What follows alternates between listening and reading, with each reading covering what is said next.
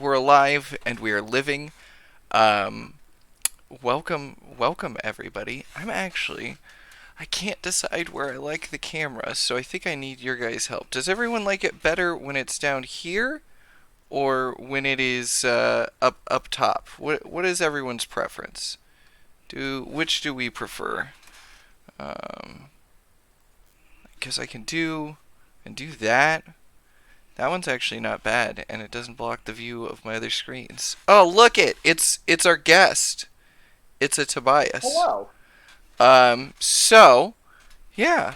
Welcome to the nobody who's joined us yet. But when the people do join us, we're gonna proceed to just rip your soul right out of your body. Um, I'm pretty much used to it. that's good. That's good.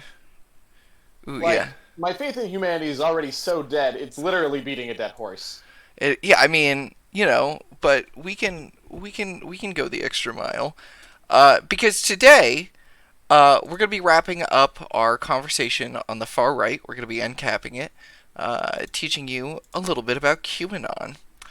Um, Oh boy. yeah, it's not good. And then we are going to dive. Uh, uh, yeah, we're going to dive into centrist politics and neoliberalism and how that kind of got us here. And that is going to frame up our conversation for next week about the very online left. Um, and at that point, viewers, we'll have educated Tobias about everything that like we wanted to. So I don't know. At that point, it's kind of like, okay, do we continue this? Is this a format that the people like and enjoy? Do we keep talking about this? Do we cover something else? Um, and we'll query you. Join the Discord and let us know. Sadly, Tobias is going to be very sober today. So he's going to have to live through this experience without alcohol.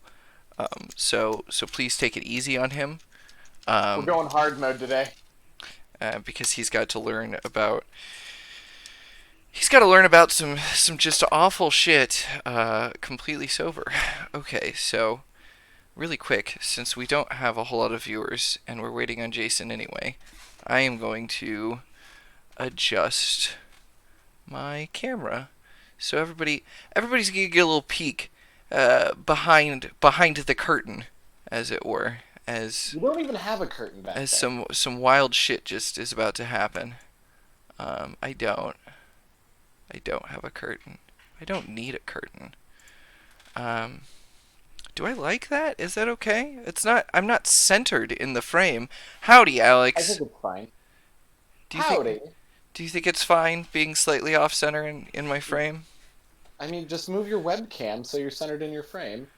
Well, right. But the problem is, if I move it such that I'm centered in my frame, it blocks some of my upper monitor. And so I was trying to figure out whether it was possible. Um, I mean, what I can do is something like, Scale yourself out and then crop yourself down. yeah, meh, meh, Look at you. meh. There we go. I think that looks mighty fine. Um,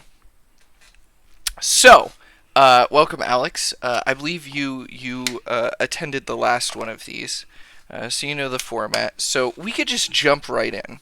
Now, hopefully, Jason is able to join us. If he is going to be a better source of information on QAnon than I am. I've got sort of the very surface level. I've listened to some podcasts that like turned from covering politics in general to covering QAnon for like a day.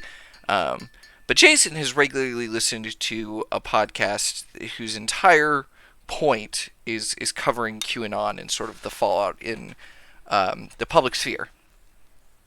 because that's like one of the important things to note with QAnon, is that it is insidious and it has a disturbing, a profound effect on our democracy, as seen by the actions of the 6th of this month last week. But it's also in that it it I mean, it operates so much more like a cult than a lot of other conspiracy theories, and so we're going to get into that a little bit more later on. But it's why a lot of people call it, instead of just calling it a conspiracy, a conspiracy theory, like 9/11 truthers. Those are conspiracy theorists, right? But no one's calling them a conspiracy cult. And the case with QAnon is that it is, without hesitation and across the board, called a conspiracy cult by those folks most familiar with it. Hello, Bossman 007. We are two handsome folks. And hello, Evie. Isn't it Evie? Memcury is Evie, right? Yeah. Yeah. Yeah. Uh, It's one E away from being meme curie. That's how you know. Meme Curie. Well, I mean, that is how you would spell mem, though, Sorry, as well in one E French. away. Did I say Yes. M? I was I looking don't at the know. wrong I don't thing. know. I said words too. It's all good. All right. So, really quick. You know what? Because I trust, because Wikipedia actually isn't a bad source, right? And so we're gonna go over some of the sort of like really surface level elements of that's an important one. That image right there, of QAnon, right? So, Man, every time I hear things like that, boss man, I just wonder why I didn't bother making a cult. uh, yeah, yeah. There are a lot of I mean, so like, to start off, one of the interesting things about QAnon is, as best as we could tell, it was started in 2017 on 4chan, by Q, presumably an individual, almost definitely American. Now we think, just based on analysis of the text, a lot of the work that these podcasters and other sort of like sleuths have done, it's more than likely at least two people, but probably more than that. Um, and it was actually pushed out onto the web, first for profit. There was a group of people who pushed this conspiracy theory in order to then cash in on it. Um, Bossman 007 is Ben. Okay, that makes sense. Um, yeah, That tracks. yeah. So, the core of QAnon, uh, is is that there is a cabal of Satan worshipping, uh, cannibalistic pedophiles, that run a global child sex trafficking ring, largely based within the U.S. government. So, sometime around like 2018, I think, is when we start to saw QAnon adherents attending Trump rallies. And then and so that was why I wanted to highlight this, right? So this is a sheriff, who was on detail. Uh, they were, Broward County Sheriff's SWAT team. He was on detail, and on the tarmac when Pence landed, and you could see that fucking Q patch, and like, just, there are so many members of our military and law enforcement, that we start to see, like this iconography pop up, and one of the main reasons that's important, and we wanted to cap with it. I mean, so, like, okay. So first, I should say, right, this is an utterly debunked theory. Like, there is literally no evidence anywhere for any of the claims that Q makes. Right. It the way in which Q gets believers is the same way that propagandists work, right? in driving a narrative that is impossible to prove, because the powers that be want to stop it from being proven, right? Um, so The Q Illuminati, if you would. yes, exactly. Uh, yeah, Marjorie Taylor Greene, literally in our government. Yeah. Uh, um, uh, is another QAnon subscriber. Was she the one? I think she was. No, was she the one that said Hitler had one thing right? Was that her? Um,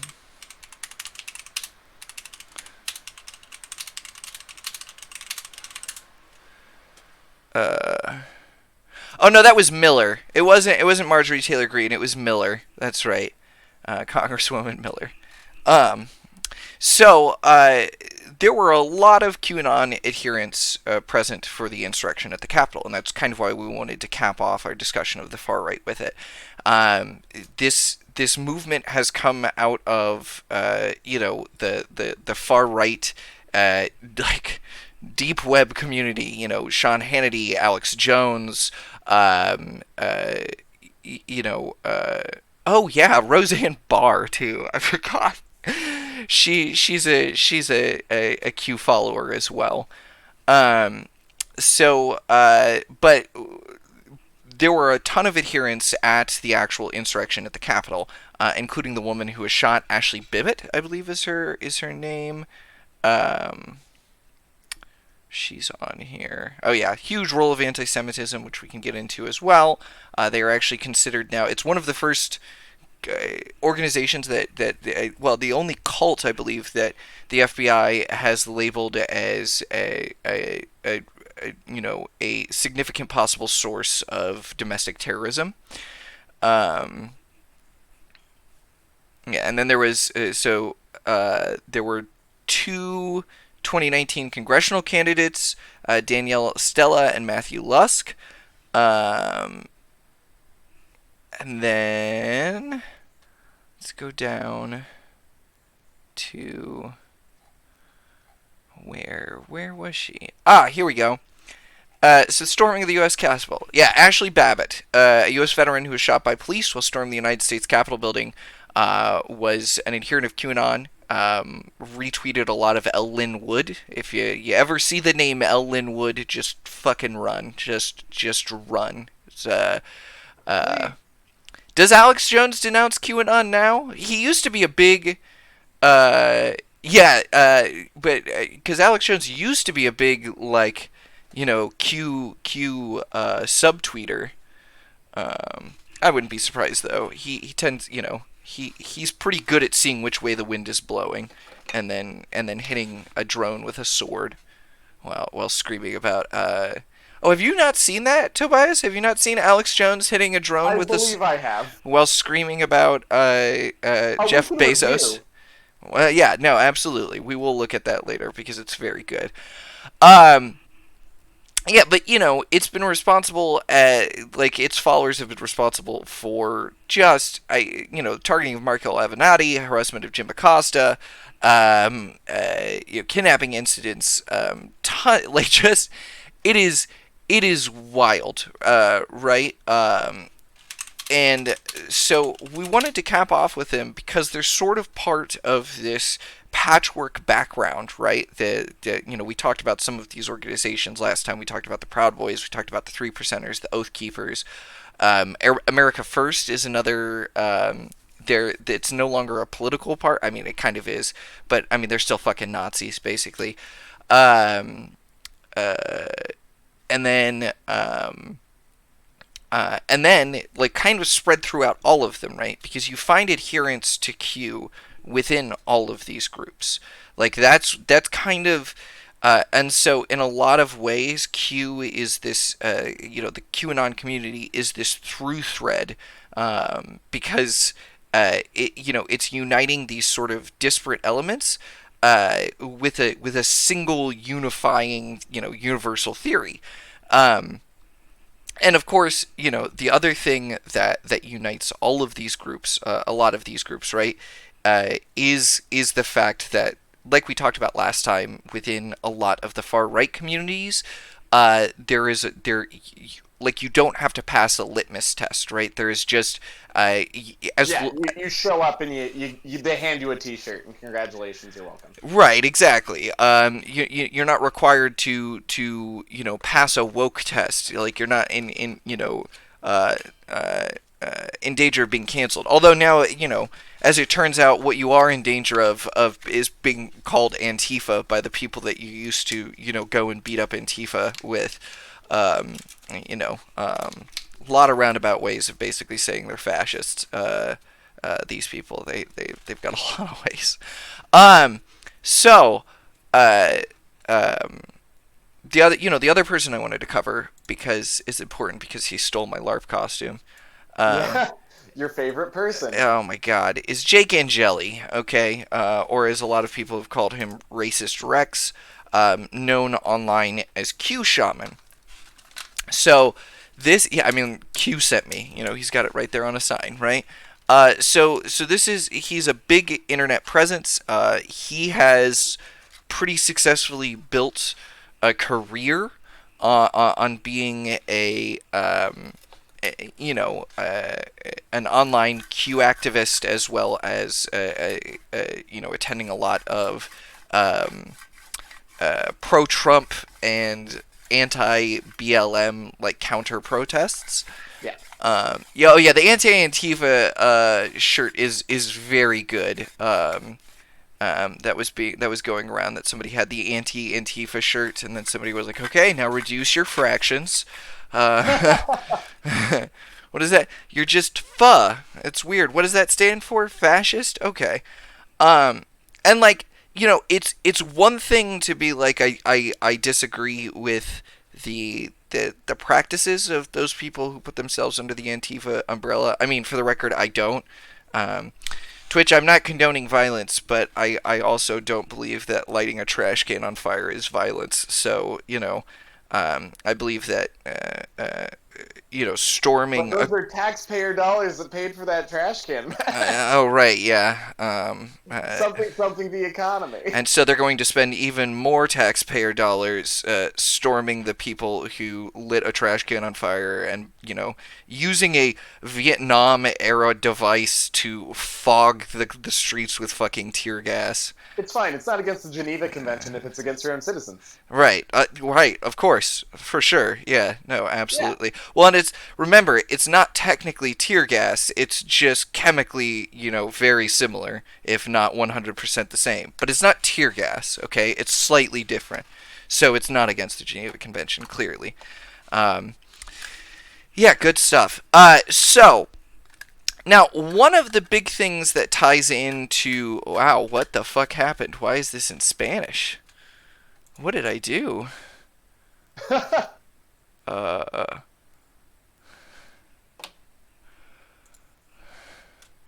Oh, it's es.wikipedia.org. Oh. Did he disappear from the regular Wikipedia? Let's see. Okay, wait. Just put an N in the URL. You're fine. Fine! Nope, that's French.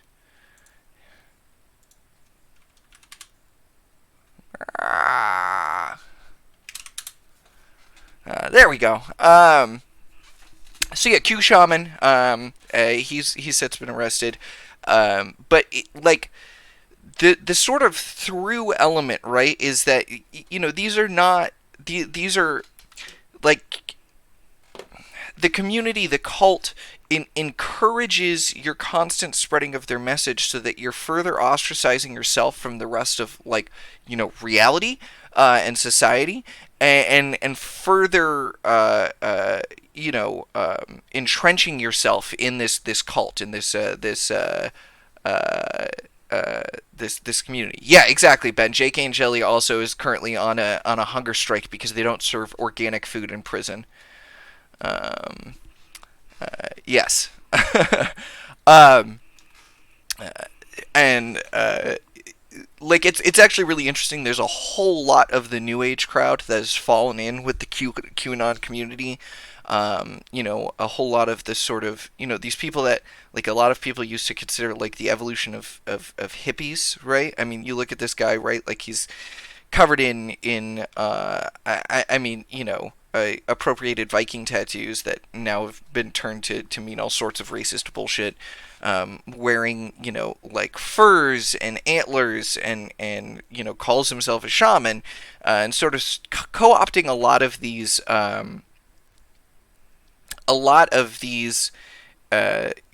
like outsider ideals and outsider, uh, um, cultural indicators in order to like clothe themselves and make themselves feel, like they are the counterculture, right?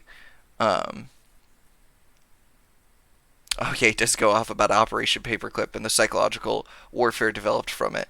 Oh Uh, man, let's go there. what, you want to talk about Operation Paperclip? Hell Okay, yeah. all right. We could talk about all sorts of fun. Um, so it was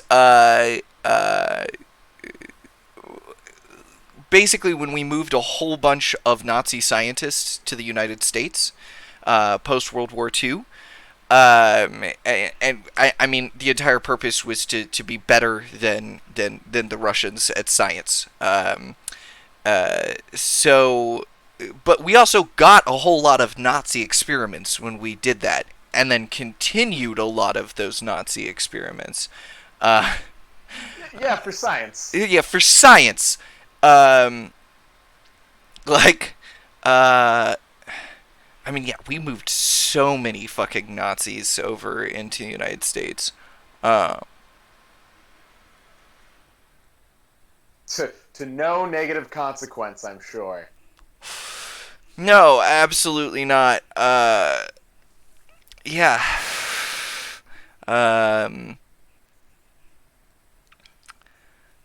yeah, like, a whole bunch of people were linked to past human experiments that they had done, uh, forced labor.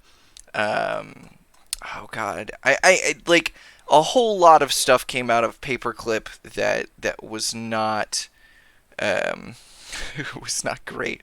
That's not. Yeah, this is not. That's not great. I'm trying to remember some of the other, really good, uh, operations we did around that time. I mean, I already talked last time about our establishing a bunch of banana republics in order to make it Yeah. so that the United Fruit Company was able to continue doing business by, eliminating, democratically elected socialist leaders in South American countries and replacing them with military dictators. So, okay, the other element that ties into all of this, and we talked about it a little bit last time, though, were black pillars, are accelerationists, and that was another major thing that we wanted to cover, right? So, let me find it because it sort of exemplifies it. There was a really good, um, image that Robert Evans retweeted, right? That was a guy. Um, Oh God, I'm gonna have to turn off dark mode when I bring over Twitter though, because Twitter dark mode is fighting with Chrome dark mode. Ah, it's so white. Get rid of that. Uh, are you familiar with what black pillars are, though, We went Tobias? over it briefly. Okay, so basically, people that just want to accelerate the end because they believe that, Burn it down. yeah, Burn it. that it's better to start over, right? Except, lots of fascists like this too, because fascists know that in a power vacuum, often the people who come out on top afterwards are those that are very privileged before, the world breaks down, right? Because they already have, a basis for wealth. They already have, a whole lot of, the infrastructure necessary, in order to succeed. Once the world ends, once the system is burnt down. Um, so you get a lot of people. Oh my God, he's doing a behind the insurrection, series. That's exciting on his behind the bastards series. Very cool.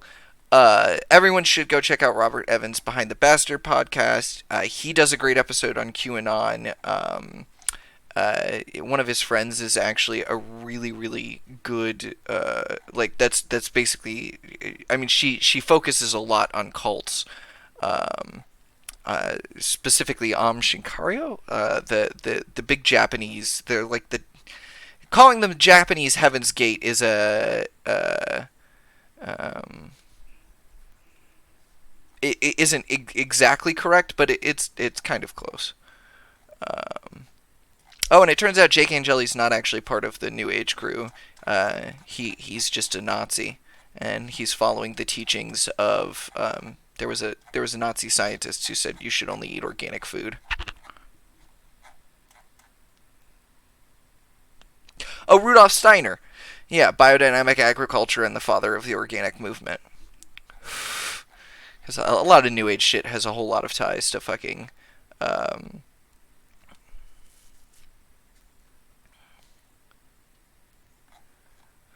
let's see. But basically, there was a guy wearing a patch at the insurrections that just said, "I don't believe in anything. I'm just here for the violence." Right, and that sort of exemplifies the Black Pillar attitude in general. Right, so you've got the grill pillars who are like, "Let me just go back to grilling." And then you've got the Black Pillars who are going to instigate chaos in any way that they can. They're going to capitalize on it because what they want to see is a complete and total breakdown of the system. They feel that is the only way forward. That there's no actual fixing it. Right now, the thing is, you've got accelerationists all across the board, right? Like you've got leftist accelerationists who believe that the only way to like build a perfect communist or socialist or anarcho community is if you sow chaos and break down the system first. You've got the fascists who are aware that fascism does very well in a power vacuum. Authoritarianism in general does. When people panic, strong authority figures who are able to convince other people that are armed to follow them have a lot of We haven't success. seen any of that recently. No, God, no, none of that. America's fine. America is back, baby. Oh, Uh, buddy. yeah. Oh my God. Um, yeah. So, but then you also have black pillars like John Sullivan, who it is important to talk about because amongst all of the people trying to say, oh, the Q shaman guy is QAnon or Antifa, right, is ridiculous and easily disprovable. Yeah. Activist John Sullivan, he is a guy that's been present all across the Pacific Northwest, D.C., Utah, and he's like previously declared himself a major activist leader within the Black Lives Matter community and a lot of other leftist communities. Um, he's actually got a lot of connections to far right organizations. And he was present at the DC insurrection, and when you look at his extended videos, you can actually hear him encouraging people, telling people to get a knife at one point to take care of it, all sorts of other just fantastic good stuff, right? But he's being pointed to by the right wing as evidence of the left's involvement in the events of January 6th, right? Because fucking the right in this country is just supreme at cognitive dissonance. Yeah. As we pretty thoroughly went over last week. Yes. Um, and so they'll take any excuse, any reason they can to be able to point at another group, an other, and say, see, it's these people that are promoting and pushing for the violence. My personal belief is that John Sullivan is a black pillar. John Sullivan is an accelerationist. He may very well, at his core, have leftist ideologies and believe that the only way to get there is by pushing for a collapse of the system. The problem is that a collapse of the system generally sees those people, those populations most at risk, be harmed the most. It's weird, like the people most at risk experience the most harm because they're at the most risk for it. Wild how that happens, right? Um, What? yeah. Yeah. And the fact of the matter, right, is that in a lot of parts of this country, there have been concerted efforts to remove the arms of people of color by the right, and then the movement from within the Democratic Party itself to institute specific gun control policies has often backfired because the Republicans are much better at twisting the language of legislation to serve their purposes than most of the folks left of center are in D.C. This is just a constant problem. Um, let's see. So, uh, what then we should talk about, having moved from the far right to talking about QAnon to covering accelerationists, right? Is we should start to talk about centrism and neoliberalism. Now, how familiar with you with that concept are you, Tobias? Centrism, relatively. The other, less so. Okay, so the reason I sort of use those both in the same breath, right, is because yes, boo neolibs, as Yokai said. Uh, uh, Broadly speaking, neoliberalism can be described as the center, right? Like a lot of the center is less a series of policy decisions or a distinct ideology than it is an accepting of the status quo. And that status quo, what were you saying, Tobias? It's very complacent. Yes. And the accepting, the status quo as it stands is at least contemporarily, right, used to refer to like market oriented liberal policies, right? So uh, most Democrats, right, I would not come out, I think, and simply say that they were in favor of neoliberal economic policies. But when you actually look at their party platform, a whole lot of what they're doing is to ensure that they are able to progress, uh, uh, um, left social ideologies to a certain extent without sacrificing the neoliberal economic practices that have come to sort of define this country's markets. Yeah. Um, so, a big part of neoliberalism is that it sees competition as sort of a core aspect of human nature. It believes that competition is good, that out of competition, you have your best chance of achieving like a moral axiom, right? Like the greatest utility. And so they think that in many ways, markets are the best representation of that within society, right? They're the cleanest way to achieve that maximum utility at the least cost, right? Um, so what a big part of that ends up being is maintaining rigid class hierarchies. They're as much as, I mean, we're the pull yourself up by your bootstraps country, which is funny because originally that was a phrase that meant that something was impossible, right? Because it is. You ever try to pull yourself up by your fucking bootstraps, it's impossible. Um, you know, um, uh, like, and I'm saying this as somebody who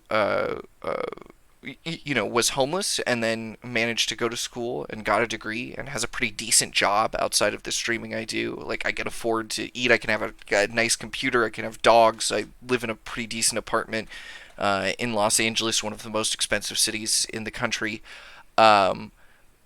right, but I also came from a place of distinct privilege in that I had wealthy white parents. I myself am white, and so I had a lot of advantages, right? I had a pretty solid education. I was able to go to decent schools because my mother paid attention to where she was able to put me, right?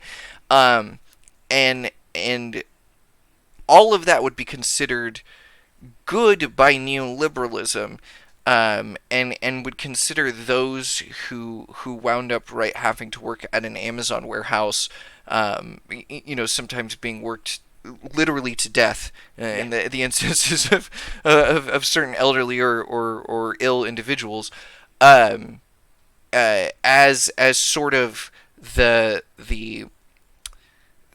payment side of the utility transaction, right? Like that this is a necessary thing in order to maintain the most viable market and social system. And a big part of that, right, is that a lot of neolibs will insist that you can have leftist social policies and more conservative or middle of the road economic policies, and that kind of Yeah. ignores the intersectionality of a lot of these things, right? And you absolutely can have. I mean, like, I'm an anarcho-syndicalist, right? Syndicalists still believe in a market system. We don't believe in a command economy or a planned economy. Well, there's debate there.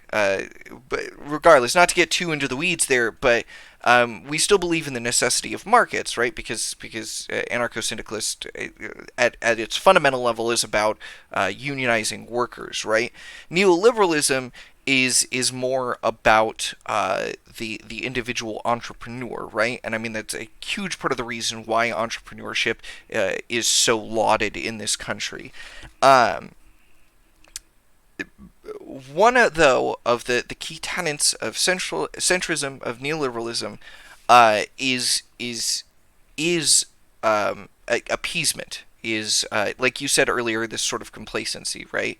And so there is an unwillingness to make major economic shifts, even in the face of overwhelming political pressure, right? So, like, I would consider the events of January 6th in any reasonable political system to be considered overwhelming political pressure. Like, oh, fuck, Yes. we've got to change something. We have fascists who literally tried to take the Capitol building, right? Like, this is not right.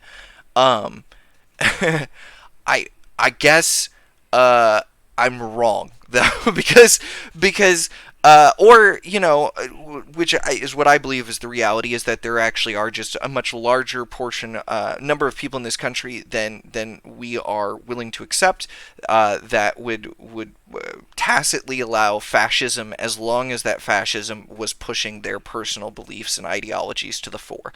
And like I think that's it. I'm also a cynic who thinks that the at least half of humanity is fucking utter garbage. I still want to make sure that they all have all of their basic necessities covered. I don't think you should have to work to house yourself or to feed yourself. I believe if you want to have a much larger house and much nicer food, maybe that's going to take you doing additional work. And even in an anarchist system, right, that additional work is just potentially you getting together with a local community group and actually organizing the construction of your home. And so it's more represented in labor than it is, potentially in currency. But even so, there is that sort of labor to value belief, right? And a lot of neoliberalism is founded on the idea that labor doesn't determine value, but markets alone determine value. Oh my goodness, my lights just leapt off of my wall. Um, Oh, oh, oh, it's okay. I'll fix them at some point. Um, we have those LED strips that go around the room, oh, goodbye. and one half of one wall just decided that it was going to. It had decided it had enough. Yeah, but Alexis is fixing. Um, let's see here. What's a good? I bet J-Reg would be fine with me just showing his YouTube videos.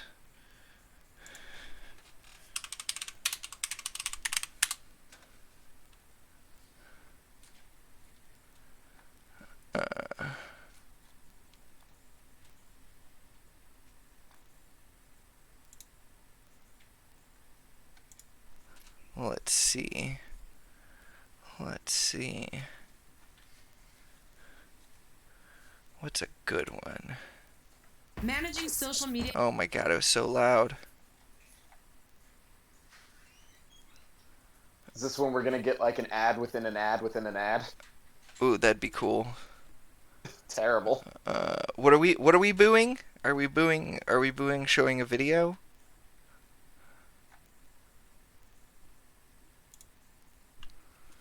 What are we booing, Ben? There's a lot of things we can boo right now. Don't get me wrong.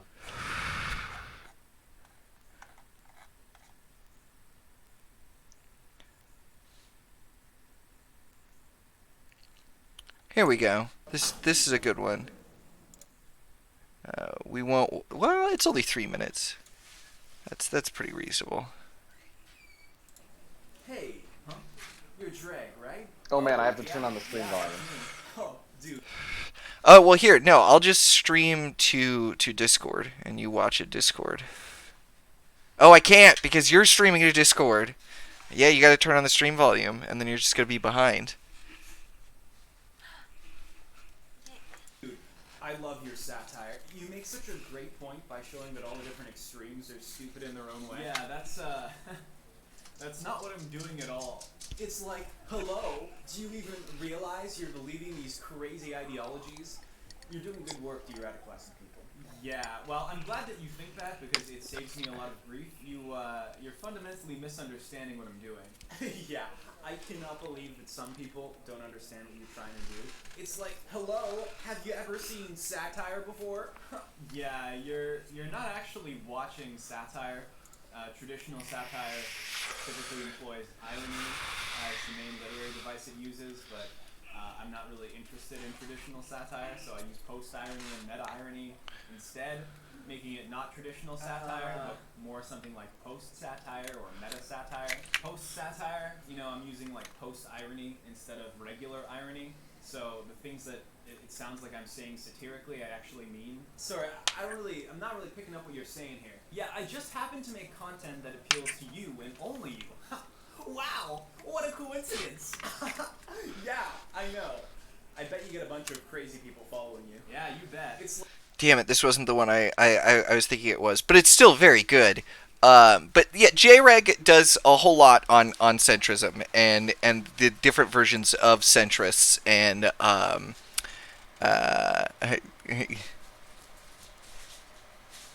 yeah, you do get channel points to make me dab in the future. All right.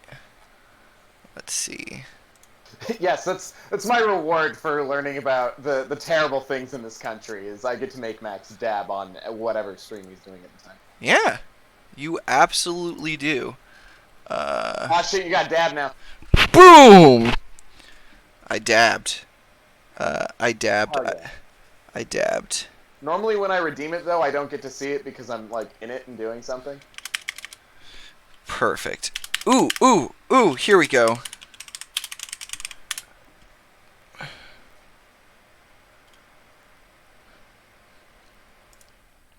Over 50.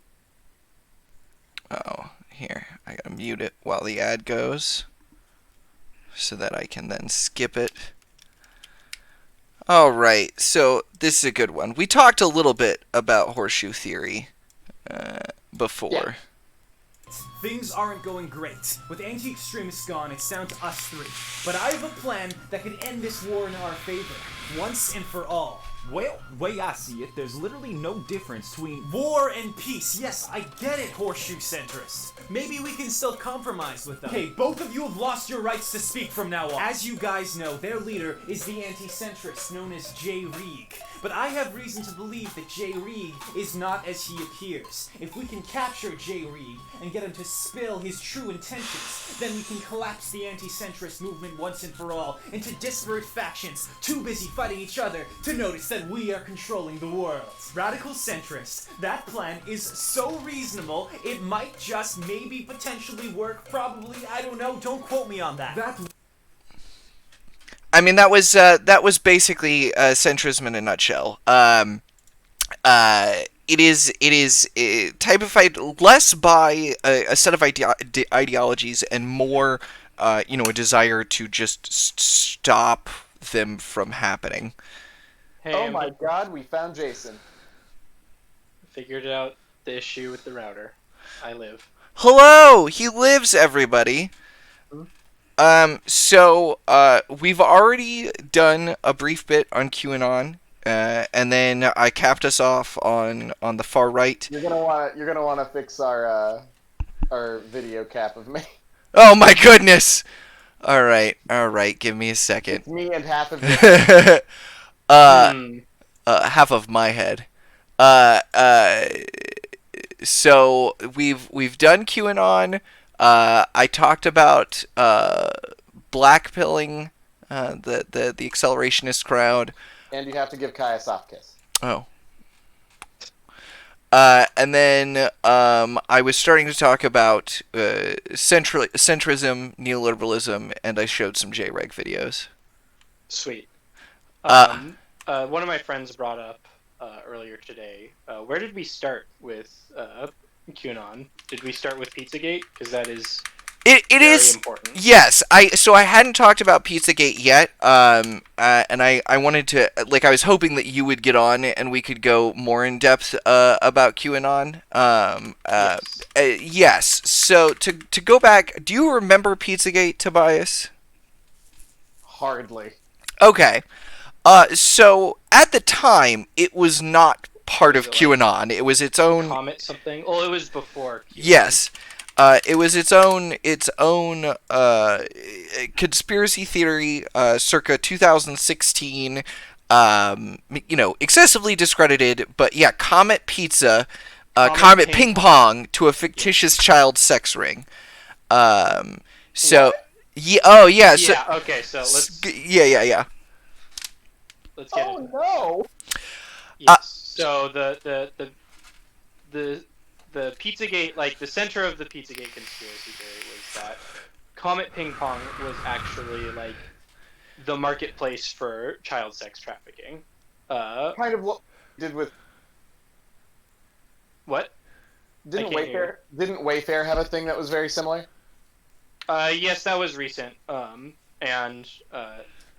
the whole like focus on child sex trafficking is how QAnon was able to take over a lot of more mainstream hashtags and things like Save the Children, things like that, and essentially like colonize other seemingly legitimate movements in order to radicalize the people who were attending those and involved.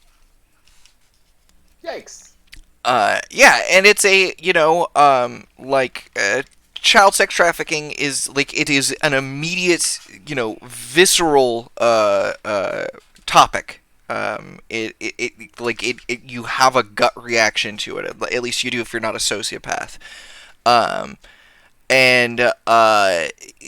So it's a really easy one to build up on and to radicalize people with, because if you can actually convince somebody that there are politicians running a child sex ring, right? You're gonna have a whole lot of anger that you can then direct if you know how to do that. Which, as fucking disgusting and from an outside perspective, unbelievable. The QAnon conspiracy is. I don't think any of us could argue that the folks that are posting as Q, the two or more individuals likely posting as Q, aren't talented at what they do. They fucking they have created a die-hard community of people literally willing to go to war for their conspiracy theory. Yes. And so the Pizzagate theory started after the Hillary emails shit, because there were they picked up on like normal emails being like, hey, let's get some pizza, or let's meet for pizza, or things like that. Oh my god. Yeah, that, and then we're like, this is code for they're going to buy child sex slaves Yes. at Comet Ping Pong. And that was also when, I mean, a man from North Carolina traveled to Comet Ping Pong, With and a like, gun. yeah, and fired a rifle inside of the restaurant in order to break a lock off of like a storage room, convinced that was where they were keeping children. To find the secret basement that they were storing all the children. Jesus Christ. And now QAnon has colonized Pizzagate, and well, Pizzagate kind of like morphed into QAnon, and this is something that like it feels like it just opened the floodgates. This is something that one of my friends was mentioning when we were talking about it today, on the way back from shooting guns, was that it kind of like a virus evolved into a more contagious, virulent form, as most like large viruses tend to do, and that's exactly what happened, because Pizzagate like had all of the elements to like really, really grab people, but in the end it's a very narrow like conspiracy theory. And so what it evolved into was QAnon, which has mass appeal, and one of the big strengths is that it can absorb literally any conspiracy theory and incorporate it into its canon. so to show you sort of specifically what he means, if you wanna look at the screen. Oh god, the Q map. Yeah. What a fucking flowchart. NST number 421. This is worth. This is like radicalized, terrible political, like SCP fiction. Yeah. Mm-hmm. Yes. Yeah.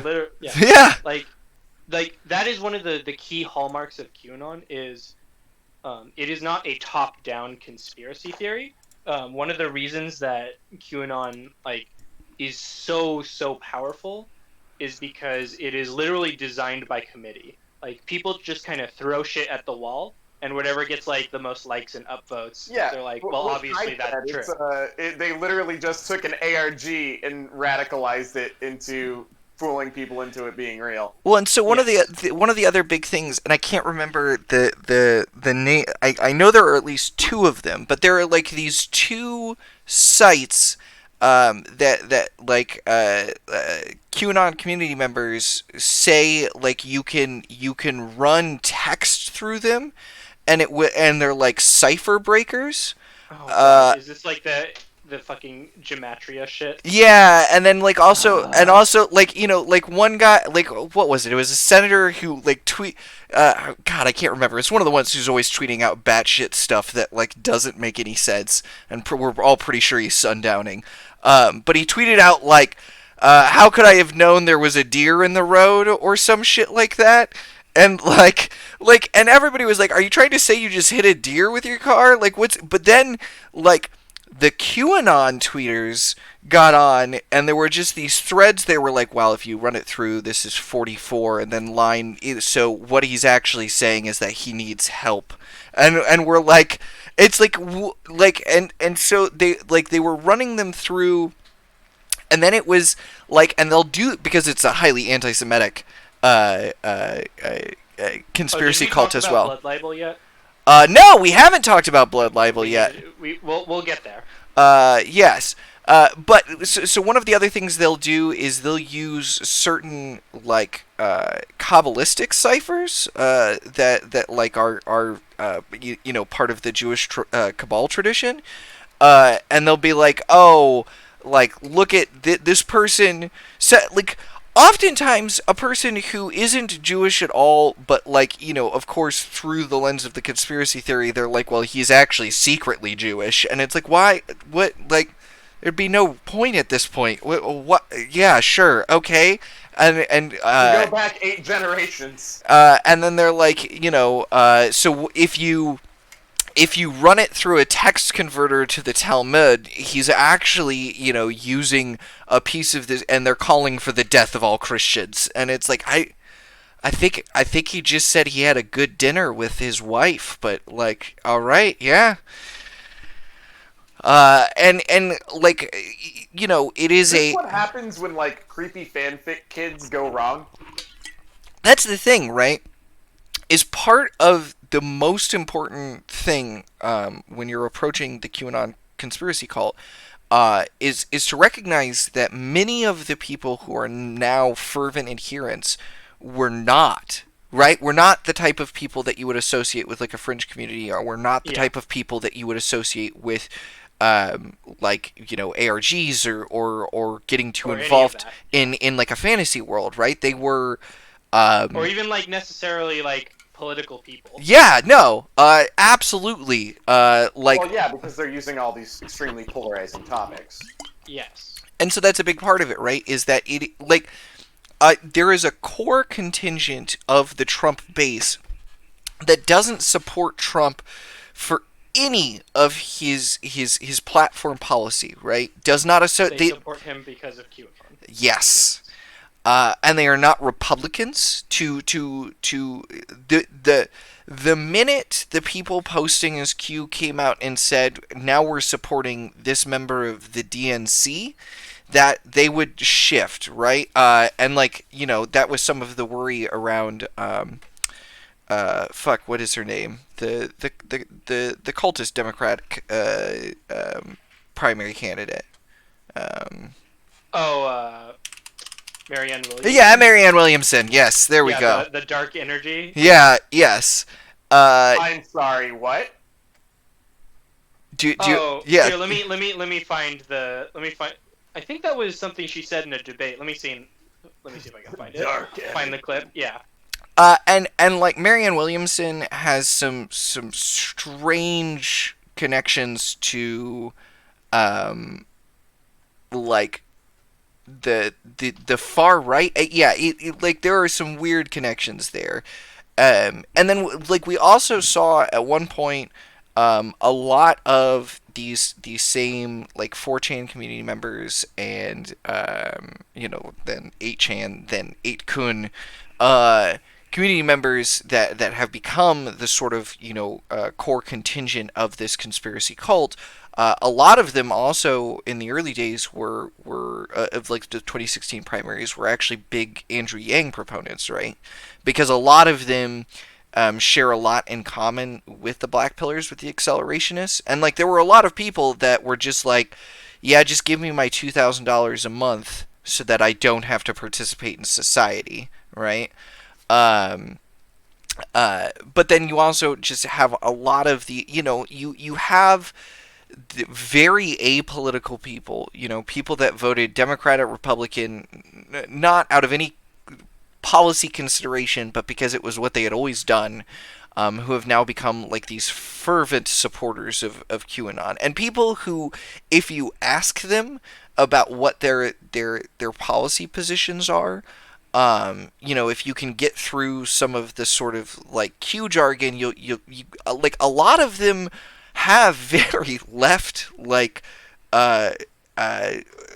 political beliefs, right? Like they like they'll like a lot of them will openly be like, sure, I believe healthcare should be paid for everybody, or whatever else it may be, but it doesn't matter to them in light of the fact that they truly believe there is this mass conspiracy within the deep state.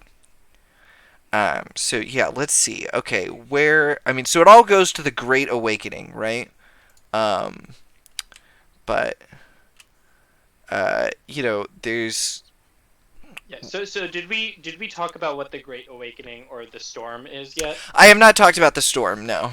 Okay, so the Storm, or the Great Storm, or the Storm, is what precedes the Great Awakening. Now, the Storm is when Donald Trump and whatever allies he has, they shift constantly as the conspiracy needs in light of their actions. Will unseal the thousands of sealed indictments against all of the deep state actors and arrest them all, hold trials, and then execute them all. And this will lead to the reformation of the United States into either like what it originally should have been, or just like a better version of itself. There's like a strong There it is. Whatever they think Optimal is most timeline convenient. reality. Yeah. Yeah. We are using our collective consciousness to manifest the optimal timeline reality for Earth. Yeah. Yeah. So essentially, like, once the great storm, or once the storm passes, that is when we are in the. That is when we will be in the Great Awakening. And yeah, so like, make no mistake that the storm is like a massive, like, authoritarian, like, crackdown and mass execution. Yes. And that is what the QAnoners want. And like it's a very like new agey Christian-y cult without being It is not explicitly religious. Yes. It has a lot in common with religion. well, and there's like a lot of messianic themes and like like having a savior figure. Yes. Space Force is going to cut the feed of the inauguration, and it will be a live trial and execution, says Ben. Yeah. Yeah. Yes, that is pretty much like what is being said today now. Yep. That is the current like QAnon narrative of what is going to happen. Yes. You're telling me the guys who named themselves what is it? Are they Guardians now? Titans? Aren't they Titans? No, Or it's are they Guardians? They're Okay. Guardians. No. You and I know what it was gonna be. Yeah. The Talons or the Titans or the. Oh, hi. Like once. Oh, hi. Oh, hi, little doggy. Do you want to be in my lap? Do you want to come up here? Come on. You want to come learn about politics, Zero? Oh, no, it's Jack. There's Jack. Yeah. Yeah. Hi. Oh, there's Jack. Oh my god, we got it on video. We got his... Did everybody hear that? I heard. Yes. Very good. Oh, we've been trying to get his yawns on video because he does them like 8 times a day. And like it's just like, yeah, he makes that noise when he wants food, when he first wakes up. When like he wants to play but nobody will play with him. Yeah, it's very good. Now he's just in my lap. Yeah, so it is a I mean, there's a secret space program, 0 point energy. They really don't like the UN because they believe that the UN is like the international deep state. Of course. Whole lot about like an ancient builder race. That's all the UFOlogy. Yes. Which So they remember that like QAnon's big strength is that it can incorporate literally any conspiracy theory into its canon. And so that's why this like image that we're showing you is fucking massive, because that's just what happens. That's just what they vaguely co-opted to work. Well, that's just what happens when you can incorporate literally anything. So Tobias, are you familiar with the King James Bible? No. So the King James Bible was the English version of the Bible written for the Church of England in the Queen's English, with the intention being that this would be different from the Catholic Bible. And one of the reasons a lot of biblical scholars hate the King James Bible is because whenever a monk got to a passage that they couldn't, or one of the transcribers, I guess they weren't monks at the time because they weren't using monastic orders, but when they got to a passage that they were struggling with the translation from Greek or from Latin, they would pray, and then whichever one their prayer answered to them was the closest one to right was the one they would go with. And Perfect.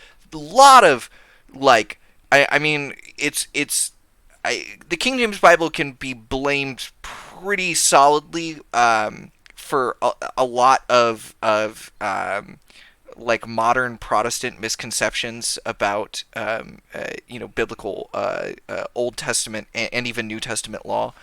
Um, QAnon is like that on fucking crack, right? Because you've got an internet community that's already keyed into all of these conspiracy theories, and like Jason was saying, they would just throw it at the wall like wet spaghetti. So like they'd go, you would see it in the QAnon channels where they'd get on and they'd be like, well, this happened even though Q said this would happen. And, the conspiracy didn't come true. And somebody who was an older board member would jump on and be like, oh, well, you're just not understanding how that actually links in.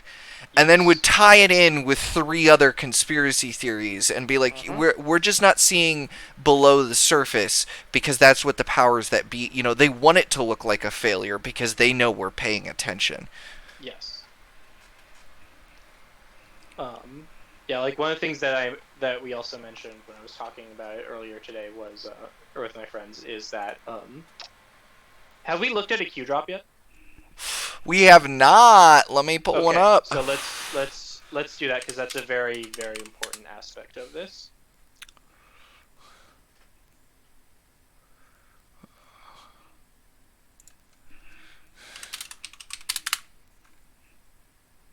I keep looking at my last message, which says, oh boy, and I realize that I can copy-paste that probably several times. Oh, yeah. Oh boy. Like, this might be, like, the whole episode, is just talking about this shit that is infected, like, political discourse. And will continue to remain. Yeah, it is as our friend said in that chat, Jason. It really sucks. But if you want to understand modern political discourse, you're going to need to be familiar with QAnon. Yep. Because otherwise, like, what is happening won't make any sense.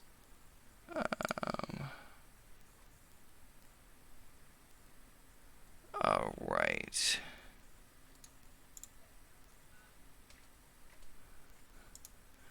I don't know the best way to just find one because I normally read them out in tweets.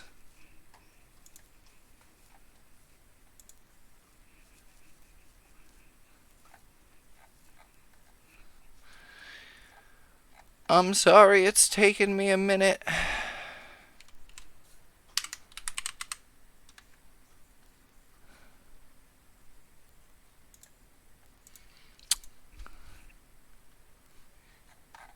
Give me a minute here because I'm working on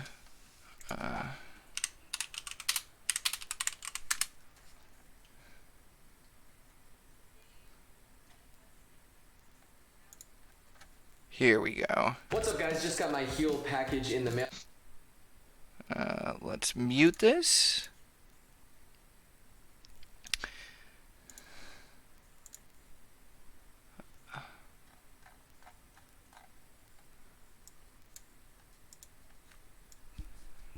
I think this is one. Are they whole production value video? Oh no. No.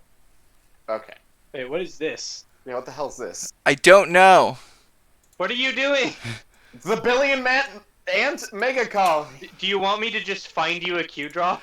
I thought I had found one, and then it was. Oh my god. I thought I had. Oh my goodness.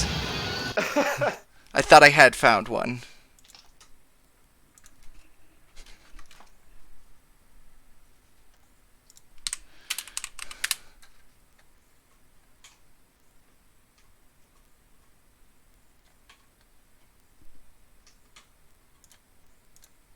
Yeah, God, Jason, of course I want you to just find me one. What do you think this is? You do. I have like 8 tabs open.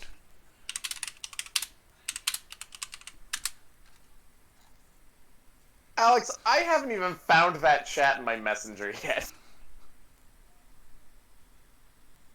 It's somewhere deep in the depths of my Facebook. I'll get there, okay?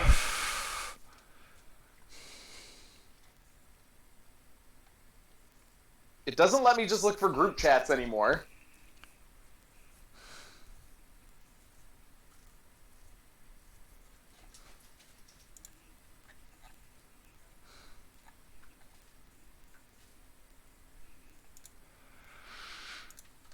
Ah. Okay, I posted something in the Facebook chat. Okay. Because I found like a couple that were like, "Oh, well, we'll do a breakdown of this Q drop in this article," and then it was like, "Oh, it's a Business Insider article, so that's gonna cost you blah blah blah." Oh, it's shitty. And it's like, I wonder why people turn to conspiracy theory sites. Oh, here's another good one. Ah, yes, here we go. that Here I'll we go. post. Yeah, I just was hoping that other thing I saw was maybe gonna be like a video of Q drops, because it was like Q drop, and I was like, cool, Q drop, and then it was like, no, my guy. No. All right, here we go. Tobias, Yeah, so are you looking at the this is- stream? So this is what they are all like. They're all like questions, just like streams of questions, because that is the best way to make it extremely open-ended, so people can create their own canon about what the fuck it means. A lot of them they're written like tabloid headlines, right? Where like they're like, did Jennifer Aniston have a baby with a snake? And it's like, I don't know, did she? Like, are you gonna tell me? And they're like, well, according to these photos, you decide. And it's like, this isn't journalism. This is just you asking questions and then steering people towards an answer that you want them to have. Yes. And in this case, they don't actually care what the answer is, as long as the answer is something along the lines of, Trump is beating the Democrats at their child sex game rings. Yes. But yeah, so these posts on starting with 4chan, then 8chan, then when 8chan got nuked and got reincarnated as 8kun. That is where these happened. You also see a lot of them get shared out on like Gab and of course Parler. What? Yes.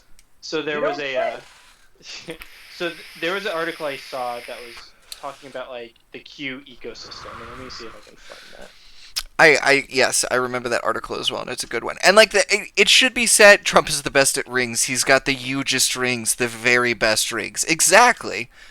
And in the case of child sex rings, it's probably not that far from the truth. It's like one of the ironic things.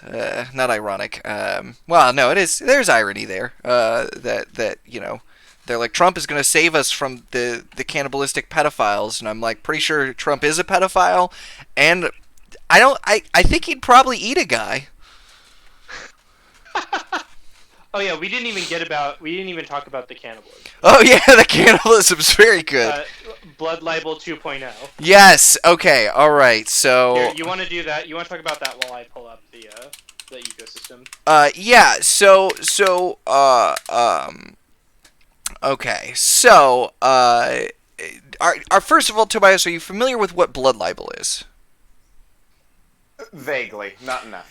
So it was an anti-Semitic Dark Ages conspiracy, right? That existed up until the 1900s.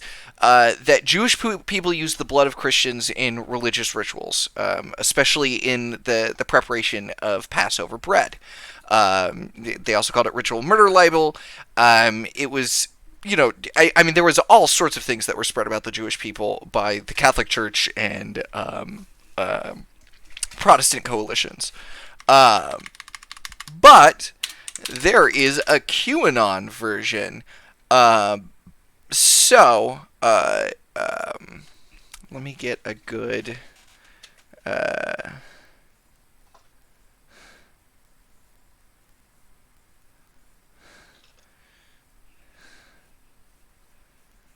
let's see here. Where's a good description of their actual. Oh, of course, I can't search QAnon on Twitter, so that's going to make this Yeah. really hard to find. Yeah. And so I do want to talk about that really briefly, actually. It is vitally important that fascists are deplatformed, right? I want to say that right out of the gate.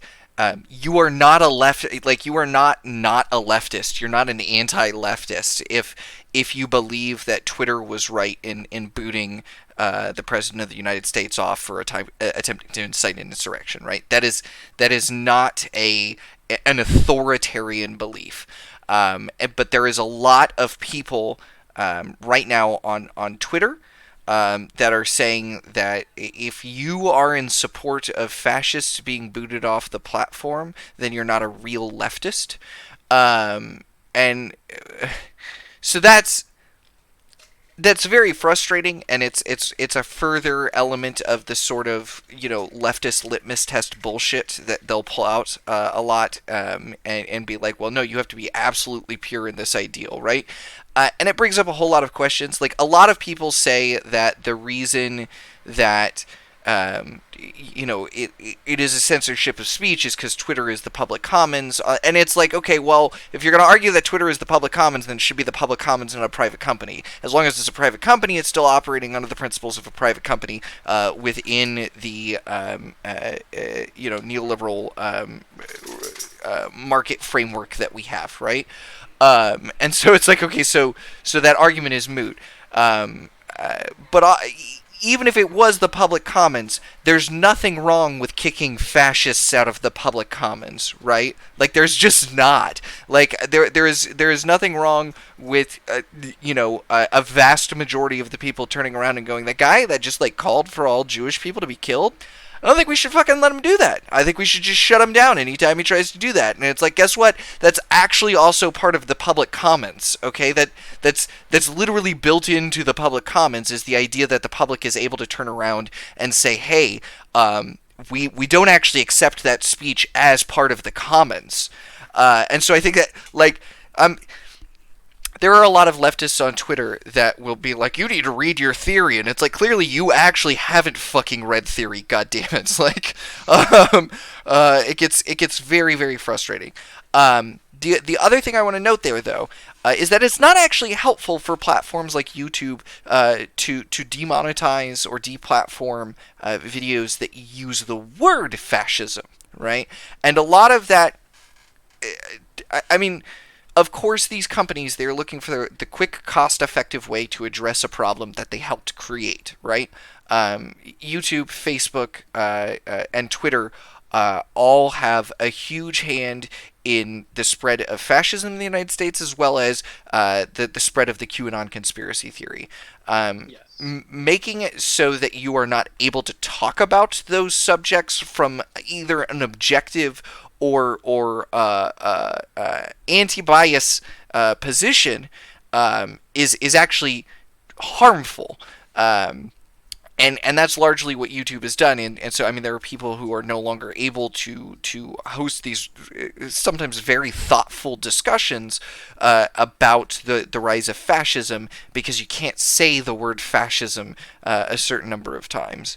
A lot of those content creators have turned to Twitch, so I mean, that's good. Twitch is a great platform. I wish it all the success in the world. Hey, but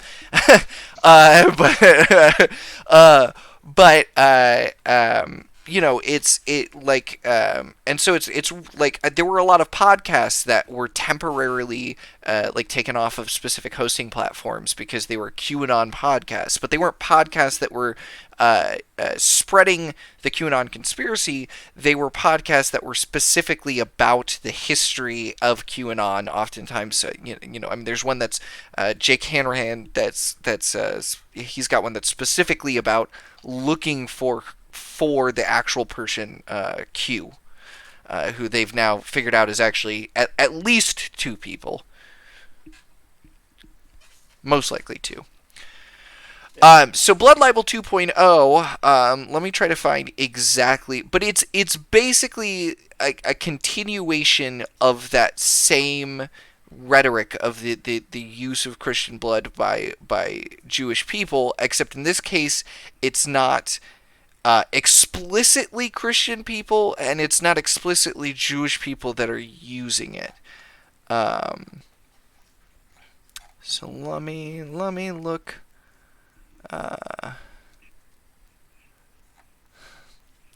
And like there are a lot of scary numbers, right? Like because people will be like, well, it's a conspiracy theory. Conspiracy theories aren't super widespread, but at one point in time, 80% of the American population believed some sort of conspiracy theory about the Kennedy assassination, right? So it's just like these things, they spread. Jason compared it to a virus earlier. They are highly contagious, and they create their own communities because the people effectively self-ostracize by being unwilling to accept any reality that is counter to the one they've been fed through QAnon. Yes. I'm not finding a good explanation of QAnon's explicit blood libel rehash, but Are you looking for adrenochrome or no? Because that's what you got to look for to find an explanation of it. oh, that's well, yes, and I mean, What a name. do you know what adrenochrome is? No, what a name. So, it. It's an imaginary drug, right? Like I believe it's mentioned in Fear and Loathing in Las Vegas. Adrenochrome's real. Like, well, let's get that out of like it is real. It is a real like substance. You can pull up the Wikipedia page on it. right, but it's not actually harvested. You can't actually harvest it from a human body in the way that is stipulated in Fear and Loathing in Correct. Las Vegas, which is No, it's a real substance. The way people perceive it or believe in it is incorrect. it's an oxidation of adrenaline is all adrenochrome is. That's literally what it is. But Rusted adrenaline. yes, but like they're like in Fear and Loathing in Las Vegas, and I mean in the drug communities in general, going back to like the 1960s, there are like myths of people who like pissed off mob bosses or drug cartels having their adrenal gland harvested for adrenochrome, right? Like that was supposed to give you like a fucking crazy goddamn like hallucinogenic trip. In Fear and Loathing in Las Vegas specifically, they like take it at one point. I think that's the bathtub scene where he tells him to throw a radio into the bathtub with him in order to kill him, and then they try and they fail. So QAnon believes that part of the child sex trafficking ring is that these children, when they reach a certain age, I believe, are harvested. They're killed and have the adrenochrome harvested from their body. Yes, they're specifically like QAnon says that they're killed in like a horrible way because they have to be afraid to release the adrenaline, and then if they're killed while that's in their system, that's how you get the adrenochrome in the QAnon canon. Yes. So it's like a fucked up Monsters Inc. Well, this theory doesn't work anyway because, like millennials, Gen Z, we're not really scared of death. So I think I've really debunked all this already. But anyway, so the whole point of it is that QAnon believes that it has like life extension properties when injected. Frazzle drip is the conspiracy specifically surrounding like a mythical video on Anthony Weiner's laptop would show Hillary Clinton and her one-time aide Huma Abedin performing a satanic sacrifice in which they slurped a child's blood while wearing masks carved from the skin of her face. Yep. Nice.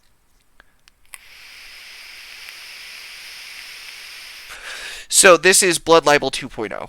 That they're using adrenochrome to extend their life, to give them a crazy hallucinogenic high, and so it's one more of those conspiracy theories that's been co-opted and absorbed by QAnon, modernized because all of it can be explained by QAnon. Yes, QAnon explaining everything with their open-ended questions, which makes everyone write their own fan fiction. Yeah. Correct. Yes. And it reads like fan fiction. Like, it's fucking wild. No, it just is. Like, that's why this is so wild, is it's literally taking everything, like, we utilize to create theater and storytelling and just shoving it into someone's head to where they just think it's a real thing. And they don't have that sense of, I mean, we refer to it as bleed. Yes. In and out of character. They have no sense of bleed. There is no in character, out of character. It's just reality. Well, I mean, the whole point is bleed. Well, yes, exactly.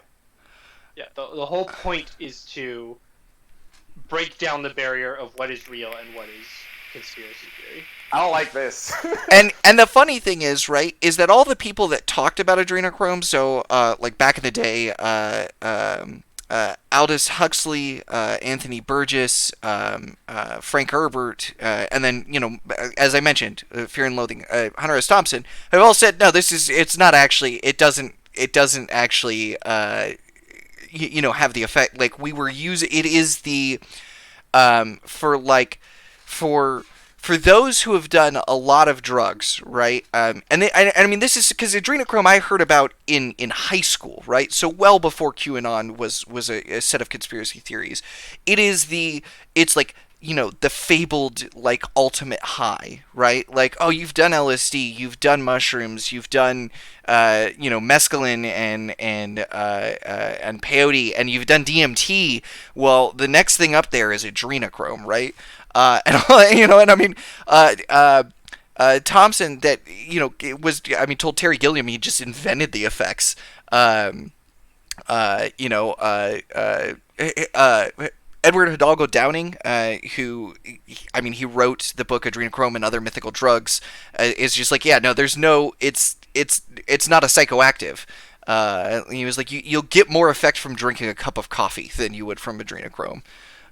Which means, right, like, there are people that have harvested adrenochrome from somebody's body, which doesn't surprise me, right? Like, well, it doesn't surprise anyone, because I mean, look at what people are doing due to QAnon already. Right. Of course. Especially with someone thinking, oh, it's easy access to get an extended life? Sure, I guess I'll just kill a guy. Well, and I'm saying even before the myths about, like when people were, like, making up myths about it being hallucinogenic. Sure. And I mean, you know, in an industry where the Columbia necktie is an actual thing, right? It does not surprise me that some crazy fucking coked out, like, you know, drug lord was just like, let's fucking squeeze his pituitary gland and get the fucking, like, and then, you know, fucking smoke it once it's been dried. Like, does not surprise me, right? Does adrenochrome have any actual, like, application? I mean, in your body it does, yeah. In your body it does, yeah. Okay. Yeah, so, yeah, I'm looking at the... it's a straight... Like, several small-scale studies conducted in the 1950s and 60s reported that it triggered psychotic reactions, and then they say it may play a role in schizophrenia and mental illness. In 1973, the APA reported methodological flaws in the work that was just discussed. Yeah. So So essentially, like, that study is the source of a lot of this shit. Yeah, a lot of fanfic. And has since been discredited. You know, so the actual effects are probably non-existent. And like, in your body, we see high levels of adrenochrome when you're undergoing, like, a stress reaction, right? Like, but it's a you know, I mean, we produce all sorts of weird chemicals in our fucking body when we and not all of those chemicals by themselves, you know, do any significant thing. We make drug cocktails in our body for a reason. So this real substance that became a mythical drug that was sort of, and, like, it's very interesting to me how much, and I mean, a whole lot of that is because a lot of modern, like, new age bullshit is linked directly to Nazi scientists and Operation Paperclip. Yes. But how much of these like practices that like evolved out of like the aging hippie population, like in particular, like this specific drug culture that was mentioned by like a super anti-authoritarian like Thompson, has then become the center of this very like anti-Semitic, on the surface anti-authoritarian conspiracy theory, right? And like oh, that is another thing I should address really quick. There's been a lot of talk about the people who stormed the Capitol and calling them anarchists. And I think it's really, really important. Yes, it is very important to say why they are the opposite. They are not anarchists. By and large, a lot of them are fascists. A lot of them are accelerationists who wouldn't mind fascism as long as it was their particular brand of fascism, but they just don't like the society or the current system in general, right? Like anarchy is actually a very specific belief set, right? And the media often likes to use anarchy as a synonym for chaos. And a lot of these people were there to create chaos, right? But they were not there to establish anarchy. They were there in support of an authoritarian dictator figure. And like, so while QAnon like paints itself as being in opposition to the state, what it is actually just it's in opposition to a democratically elected a democratically elected extant state, right? It actually wants to establish an authoritarian state, an authoritarian like savior state. Yes, Don't like that. like a post theocracy. Oh, hey, look, I'm gone. Are you got Yep, what goodbye. the fuck? God damn it! There. Goodbye. So yeah, lot of fun. Whole lot of fun there. What were you looking up, Jason? You were looking up something that you were. I was trying to find like the kind of like QAnon ecosystem, and I couldn't find it. Essentially, like most or the vast majority of like QAnon adherents do not go on 8kun. What happens is you have like there's the group of like 8kun troglodytes who fucking pour over these drops and attempt to like decode them and do the spitballing that we talked about of like what is the quote unquote correct interpretation. And then there are influencers, either on Instagram, Facebook, any of the social media platforms, who have like a large audience, who do go on 8kun. It's some of them participate, some of them just lurk and read, but they're the ones that disseminate this information widely to the vast majority of QAnon followers. Yeah, so like you've got the diehards that are going to stare at it, and then you have the results of that get shared everywhere. It's the same as any viral post, except people are taking it seriously for some fuck ass reason. Yeah, well, because it's commenting on like real events. Here, this is a pretty. It's not giving exactly what you were talking about, but it's showing, right. Like even though like 8chan is sort of the source of these, right? You're seeing the same spikes on Breitbart and Reddit. And actually there, we're going to take a break because I've got to go and use the restroom and feed my dogs. We will be back, though, in 15 minutes. All right. Because I really, really have to pee. Okay. 15 Yes. minutes to pee? No, because I'm gonna feed my dogs. Well, I can. You know what? Here, I could just. I can just. No. I could just turn off my webcam and run to the restroom. Man. Yeah. No. Don't like this. Yeah. This is real bad. It's extremely bad. Welcome to modern American politics. Mm-hmm. Woof. Yeah, it's really not good. So one thing that we didn't mention, so far was that Q has stopped posting, and this happened around December 8th. And since then, there have been kind of a couple figures that have emerged to try and take on the mantle as far as like posting drops, not as Q, but as whoever that as themselves. Yeah, I mean, influencers trying to take the place thereof, or people trying to act as like pseudo-anonymous or something like that. Yes. All right, I'm back.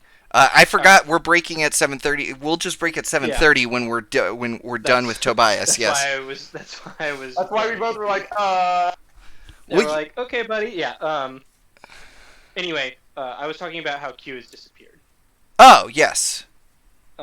Just so like Q has not posted since the 8th, and there have been like a couple like attempts to usurp or take control of the QAnon conspiracy. First, we had a figure on Parler named E, who is attempting to take control, and eventually they were not able to like establish enough of a following, and because they weren't like deeply ingrained in the conspiracy theory. The most successful person to like take temporary control was Linwood. Yes. So Linwood was working with what was her name? The lawyer, Sidney Powell. Yes. Yes. So Sidney Powell was deeply invested in the QAnon conspiracy, and she was a lawyer working with Trump, as part of the Stop the Steal effort, a series of lawsuits. Although when she became too toxic because she's too batshit Yes. into the fucking QAnon, then she was disavowed by the Trump team. But Lynn Wood was working with her. can we talk about that you have to be batshit enough to get disavowed by the Trump team? Well, so like the Trump team does not like or tolerate explicit references to QAnon within their own ranks. I mean, surely. And so they're much happier to dog whistle to QAnon. Yeah, that's what I was gonna say, but yeah. Yes. And I mean Trump, like, so he won't retweet explicit QAnon tweets, but he does. He will retweet are normal posts from QAnon accounts. Exactly. And a lot of Done them. that a lot. Yeah, Hundreds like and hundreds hundreds. of times. Yeah. I Like like that. sometimes twice in the same day. And the other thing he'll do is he'll retweet QAnon conspiracy theories that make no explicit mention of QAnon. Yes, and that's like one of QAnon's like big strengths is that it can masquerade or take over seemingly normal discourse. Which we had mentioned prior with the deer and shit. Deer? Oh yeah. Yeah, the tweet, like the normal tweet that people then go through to quote unquote decode. Yes. Yes.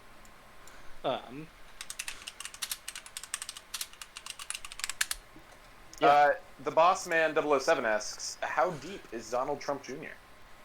I don't know, deep into QAnon? We don't really know. Like, it is very, like, within, like, Trump's inner circle, it is very, very difficult to tell, like... I mean, like, if you want me to make an educated guess, right? Like, my baseline belief is that Trump and co., right, like, close company, do not believe QAnon at all, right? Like, what they see it as is a convenient way to maintain their base's loyalty, and Yeah, it's a tool. and a convenient base to fall back on, because it's a base that believes that any mistake that they have made, quote unquote, is actually part of the plan. Yes. Yes, trust the plan. And so I think they see it as a potential like framework around which they can build some sort of lasting power legacy, and come back in 24 and actually, fully capitalize on the analogies to the beer hall putsch. Yeah. The other thing is that, I would not say that they don't believe in QAnon. I think there are aspects of it that they do believe in, like the deep state stuff. Like, it's like a lot of the stuff. It is very difficult to tell, like, if Trump is actually like wholly invested in the bullshit he spews, because he spews it in private just as much as he does in public. Especially with like the stolen election, like, kind of shit. Because like it is very clear from like private conversation, both public and private conversations, that like Trump genuinely believes that there was election fraud that took the election from him. I should say I believe that Trump and close company do believe some of the QAnon conspiracies. I don't believe they believe them because they're QAnon conspiracies, though. I think is the distinguishing factor there. Yes. Yes. They believe the things that make sense to them. They do not subscribe to QAnon. That was more of what I was getting at, right? Yes. Because I absolutely believe that a large portion, that Trump himself, and a large portion of those close to him, honestly, I believe Kushner's one of them that doesn't. Like, I think Kushner is just an opportunist who is fine with fascism as long as he's at the top of the totem pole. But I believe there's a large portion of Trump and close company that truly believe that there is a deep state element that is out to get them, and I believe that comes more from fucking just white privilege and arrogance than it does than it does anything related to QAnon. It's just the fact that they believe so firmly in the idea of they and their family as the ruling party and as the rightful ruling party, that the only thing that makes sense to them regarding a loss is that it was somebody working behind the scenes against them. Yes. One thing I wanted to point out, because we had talked about QAnon conspiracies being broadcast not with the QAnon tag. One big thing there was the 2020 wildfires. QAnon was actually responsible for a lot of the rumors being spread that it was Antifa setting fires. But most of that, when it was spread, and I mean, it made it, it was on fucking Fox News, right? Like, Tucker Carlson had an entire... So like, that's something that's like one of the truly frightening parts of like the QAnon stuff is that further in the ecosystem. So like, you have the influencers who disseminate it on those huge platforms that we were talking about, like Reddit, Facebook, YouTube, all that. And then from there, the things that are essentially like in the Overton window occasionally make it onto news as news. And because it shows up on Breitbart, then it makes its way up the chain of more and more reputable like news agencies, having originated from Breitbart and which took it from 8kun, or Facebook or whatever. But eventually it gets legitimized by being passed up the chain so much, and then it shows up on like mainstream news. And like, one of the big like Breitbart will do stories on its own like broadcast of the stuff from 8kun. So it'll be like, oh well, breaking, we heard this thing that's happening, right? When they were the first one to push out through like, some sub posts that this thing was happening. And then somebody will be like, Breitbart is reporting on this, and then it will get to the level where Tucker Carlson says, is Antifa setting wildfires? And then Fox News' section will go out to on a segment where they'll be like, we're investigating whether Antifa is setting wildfires. We couldn't find out one way or another, right? And like it like, and then what happens is it gets to the other more like, you know, mainstream like objective or non-biased media sources, and a lot of these media sources have gone so far into like they've abandoned journalism in favor of objective writing without understanding that you can have a bias as a journalist and even give context without translating that bias into your writing, right? So like it's possible, like, you know, I mean, there are a lot of people that, like, you know, scream at a lot of the independent journalists that cover the protests, like, you can't be Antifa, like, you're either with them or you're a journalist. You can't be with them and a journalist. And the journalists are, of course, like, look, I'm not with them. I'm here to cover them. Do I have some sympathies with their beliefs? Yes, but that doesn't mean I can't objectively report on the facts.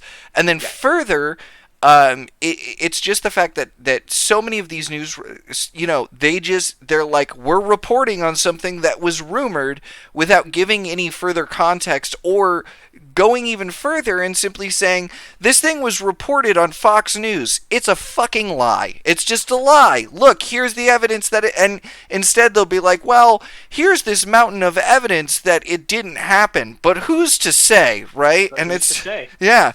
Well, I mean, we saw that a lot during the protests, for sure. Yes. Like with the armed guards at shop, which never fucking happened, and these weird back alley deals that certainly were not occurring here in Seattle. It's like, what? I was just there. Right. Well, and that's yeah. And like that is something that like happens constantly with any of the protests in Portland.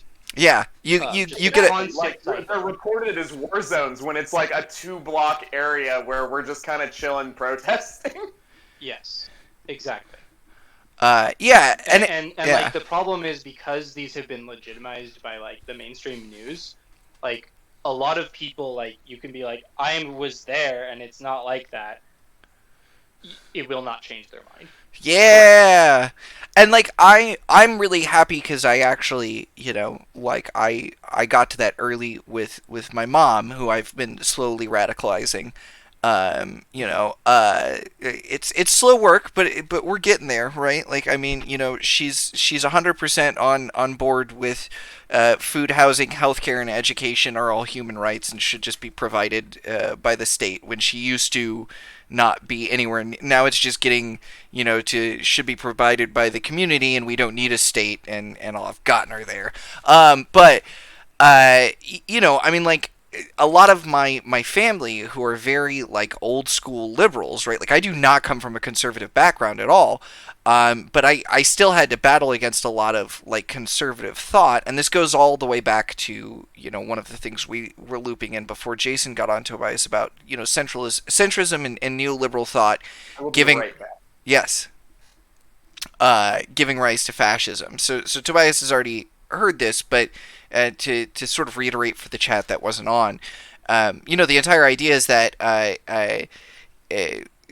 one of the sort of, you know, for lack of a better word, because it doesn't actually have tenets, but guiding tenets of centrism is that sort of, you know, appearance of objectivity and lack of bias, yes, and willing to reach across the aisle and no, like that's I would argue that that's like the central tenet. Yes, you're right. Yes, is that it gives the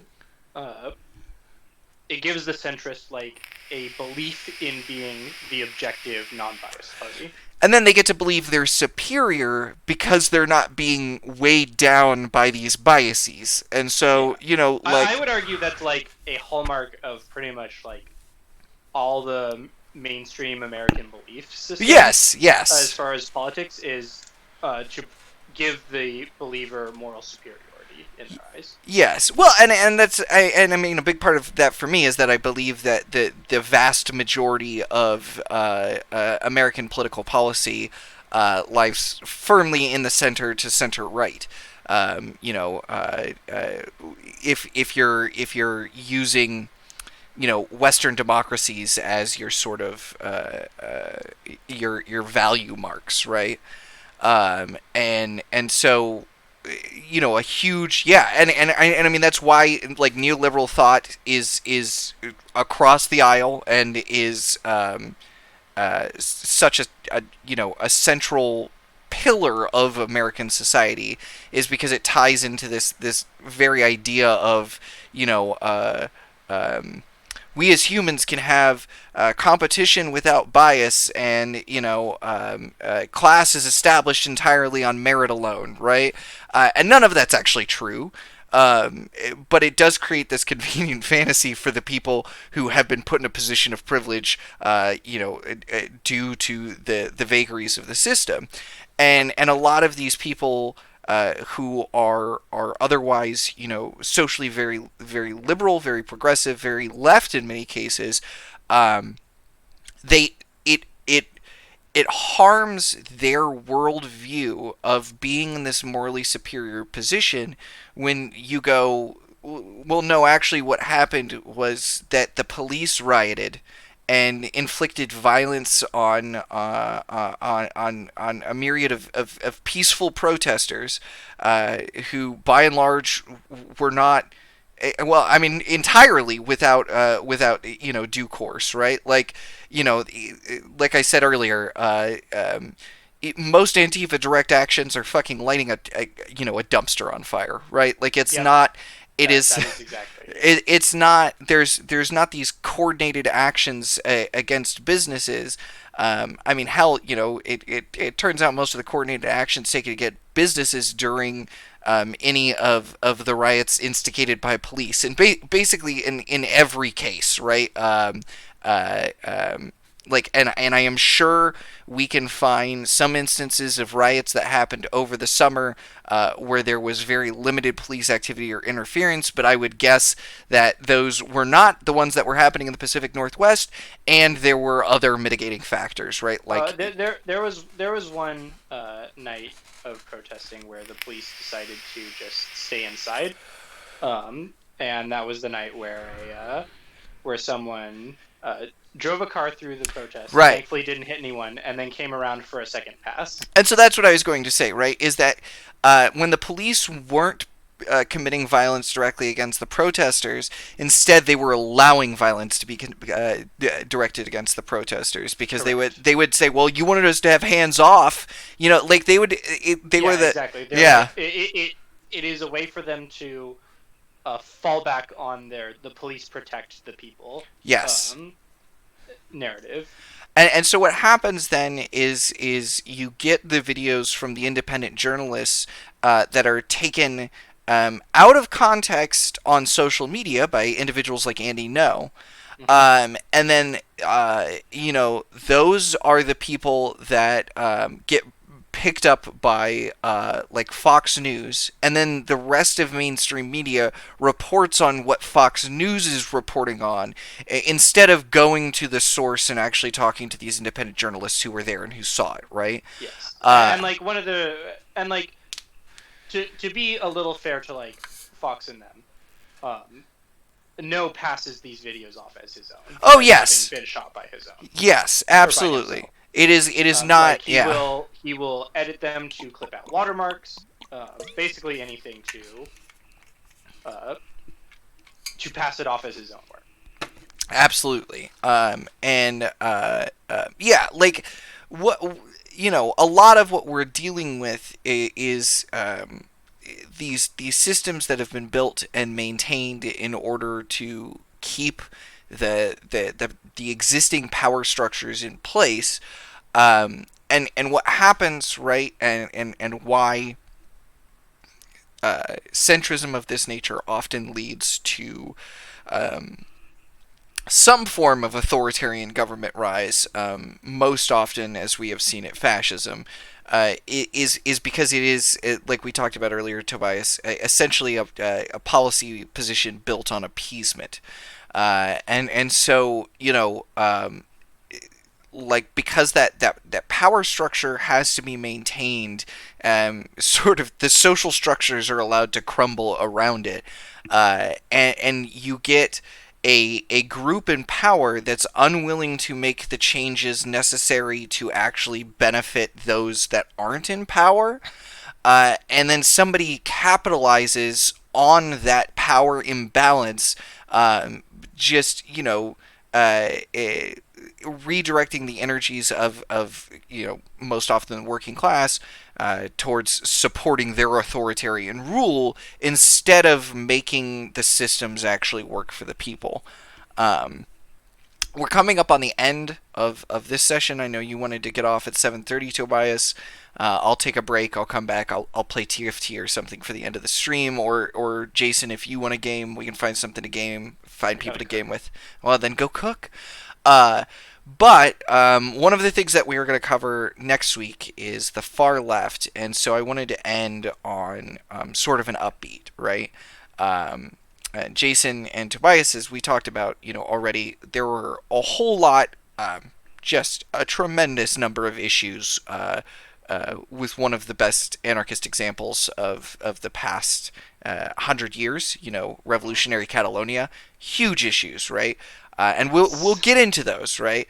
But I do want to use it as sort of a lesson that it is possible to have a egalitarian, worker-centric system that produces at the same capacity or beyond as the current capitalist system, that arises in that same power vacuum that we see fascism exist and find success in. That moving forward, we have the option. We've got the Senate now. We have the White House. We have Congress. We actually have the option as a nation. The Democratic Party has the option to make those changes necessary to curb the rising tide of fascism. And a lot of those are major economic policy decisions that are going to benefit fucking 80% of this country, if not more. And in all reality, the people that they're not directly benefiting aren't actually going to be actively harmed, because the level of wealth that would be removed from the wealthiest individuals in this country is fucking absurd. It's more money than anyone could spend or earn in a dozen lifetimes. And so that's just it. This is not a foregone conclusion.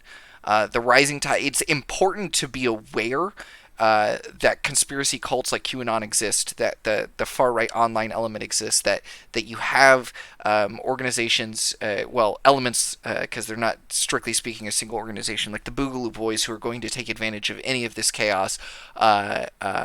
To continue to accelerate, yes. Yes, individuals like John Sullivan, activist John, who are going to foment chaos and position themselves as leftist activists, right? It's important to listen to the actual voices on the ground on the left, get an idea for how things in Portland and Seattle were organized successfully. We did okay in some parts of Los Angeles here. It's harder because we're spread out, but we're figuring it out. And look to what you can do to build up a robust community that can resist these authoritarian attempts. Yep. Yes, that's my end of the lesson impassioned spiel. I hope it. Good. I liked it. I hope it made things a little bit brighter for you, Tobias. I know this one was the last two were dark episodes. The next episode, it's not going to be dark. It is going to be it's not going to be good. It's not going to be good. It'll be less understanding that entire cult mentalities have breached the ideologies of the American people. You're just going to get frustrated at a series of people saying either Stalin, Mao, or Ted Kaczynski did nothing wrong. Yes. Or all of the above. Or all of the above. Why not? On that note, I will end on one interesting thing. The founder of neoliberalism can be said to be in many ways an economist named Adam Smith. And one of the really interesting things about Adam Smith is he actually fucking hated landlords. He hated them. He thought they were a disease that needed to be eradicated. And so two hallmarks of directly opposing economic systems, Mao and Adam Smith, they, just in your mind, that meme of them shaking hands on landlords being cancer. It's just one thing we've got to get modern neoliberals on board with. Is that fucking we should not have mega landlords. Yeah, we can also talk a little bit about labor theory of value and how Adam Smith actually was on board for that. He was. It's so weird. It's almost like he was writing an economic system, during like monarchical rule, but based on some sound leftist principles, and probably in the modern day would not actually be a neoliberal. I don't think he would. Like, I think if he was born and was 40 now, I don't think he would be like a communist, but I think he would be some sort of syndicalist. Like, because he was all about like stakeholder systems and companies being having every employee having stake in a company. I mean, he said not he tackled it from the opposite direction, not because it increased benefit for the employee, but because it would actually drive up production and quality of said production, because the employee would have more stake in the company doing well, which you can absolutely that's the whole thing, right? Is that and we'll get into this next week, but a lot of arguments for the left are actually scientific as opposed to being emotional appeals, and we've kind of gotten stuck in a large loop of endless emotional appeal. Yes. All right. So that is 7:30. We're going to let Tobias go. I'm going to take a 15-minute break to feed my dogs. I will be back, and I will play something on stream. Jason is going to go eat, but Jason is more than welcome to come back and join us later if he wants. We'll see. Individuals in the chat, if you guys want to play, if you folks want to jump in on some Among Us or some Project Winner, let me know. I'm always down. Take these 15 minutes to communicate amongst yourselves and decide. We're going to go to the Be Right Back screen, and I'm going to turn on coming and hating everything with me. And I'm going to turn on some DRM free music for y'all. Hell yeah, so I don't get DMCA'd. No DMCA. Right. Alright, night all. Bye, Jason. Thank you. I'm glad you got your internet fixed. Yeah, me too. Big same. Alright, everybody.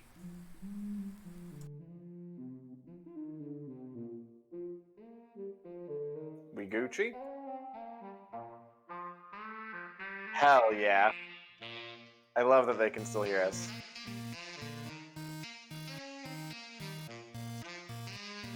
Bye forever, friend.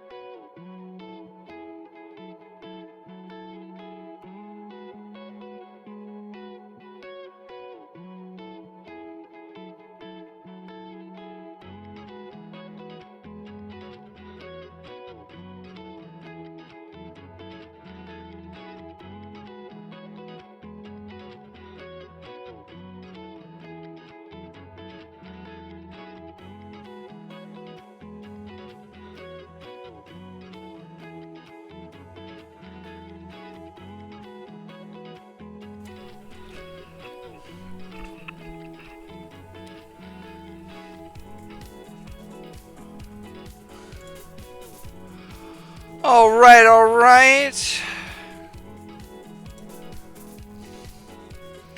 Holy shit, and we are back. So, I'm going to continue hanging out in my Discord. If folks from the chat want to come and join in, I'm going to be in general game voice. Let me unmute, undeafen from there. Perfect. Ugh. All right, look at that beautiful, beautiful desktop. I love it so much. So I think what I'm going to do, since Tobias is not going to join us for decomp, I am going to...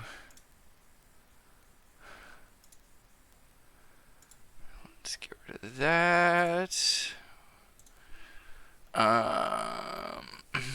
Let's see. What do my specs look like right now? What's going on? It's a little high on temp, but that's okay. I do have it overclocked as well, so let's do some ranked TFT. How about that? Since nobody put any suggestions forth as to what game they would like to play. If people do jump in and they decide they want to play, hey, we got it. We can do it. All right.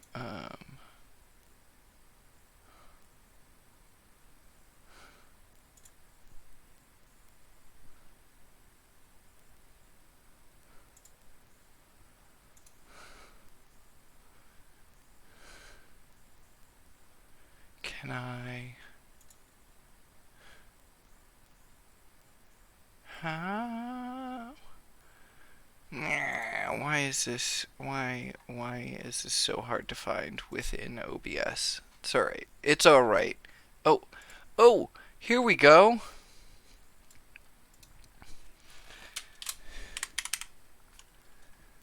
Fight. Team fight tactics. I'm still gonna leave it up as the Inebriated Anarchist because that's accurate. Close. Alright. Boom. We can close down all of those windows. Let's do some ranked team fight tactics and probably lose. Lose a bunch of ranks. It seems like it's the perfect time for everybody to be playing. So I assume they're all going to be better than me. I only win this game when it's like, 2 a.m. The 3 monitors can make it hard to find the thing.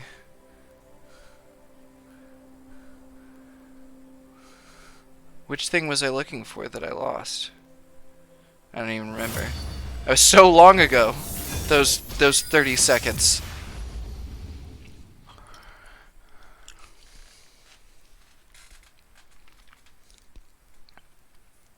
But my short-term memory is butts.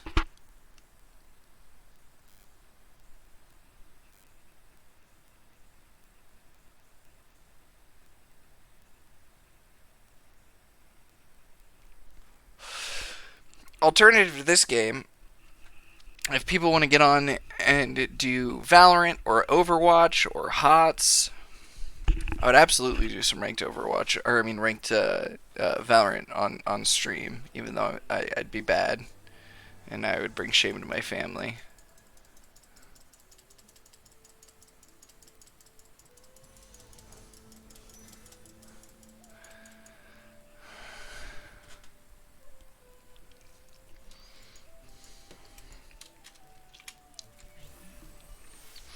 I also love my 3 monitors though, and would never get rid of them for anything in the world. I don't know how I worked with only 2. Like, I've got Streamlabs up top, so I've got a nice big screen where I can look at my chat. I've got the editing up there. On the right, I can do a combo of like Discord and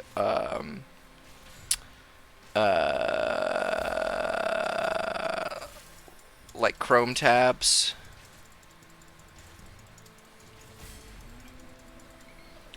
Alright, so I immediately have the makings of a Rage Blade.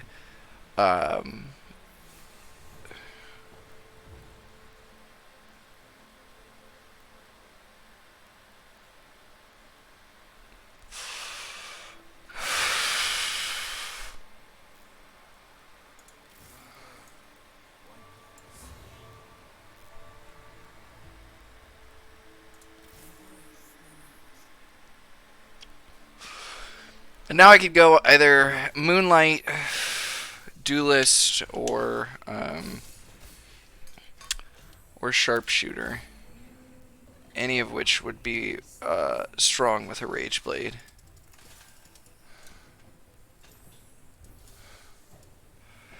It's looking like it's probably going to be Moonlight.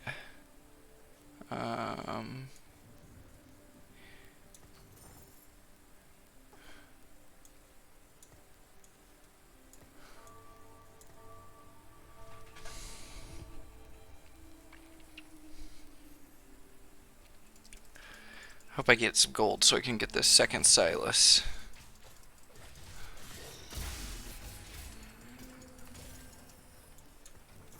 Perfect. Boom. Get rid of that. Get rid of that. Boom. Yeah. I think this was the right move.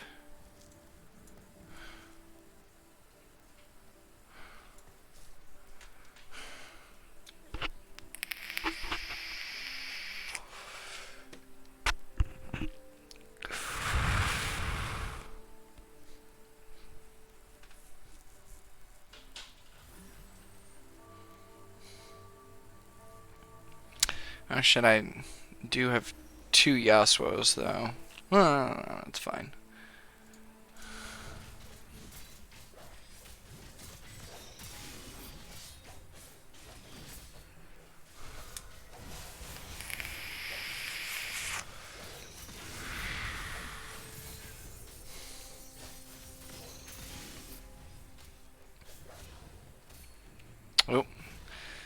That's the end.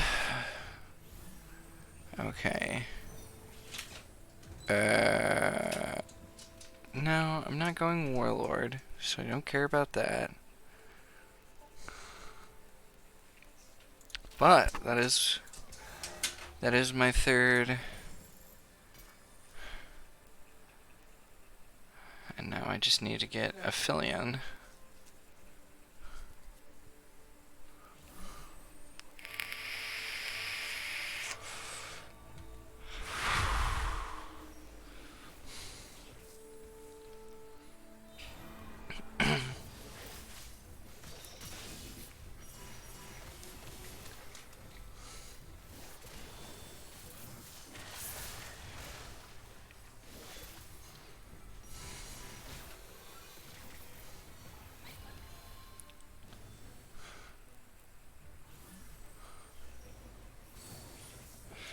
Hell yeah. Boom.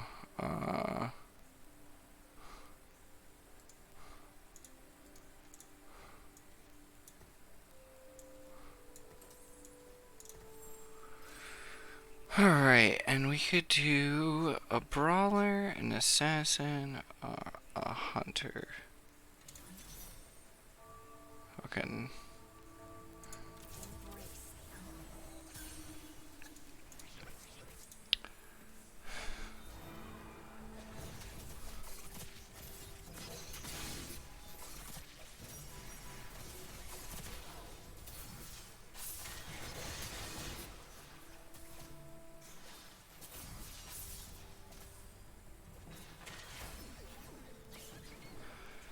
Nice, nice, nice.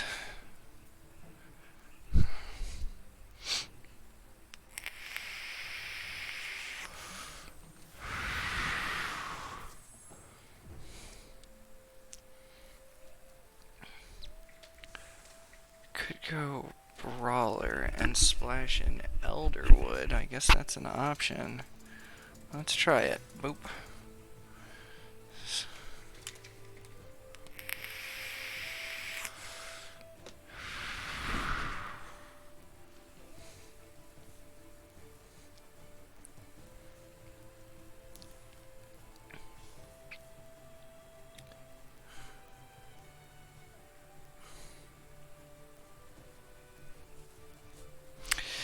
Yeah, I do want to go brawler because Warwick is brawler.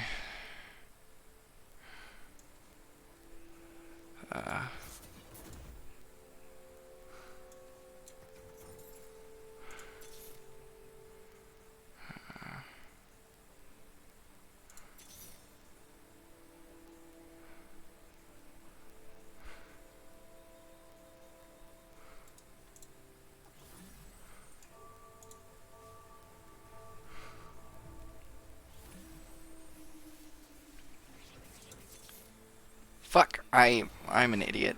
I'm an idiot. Just passed somebody I should have bought.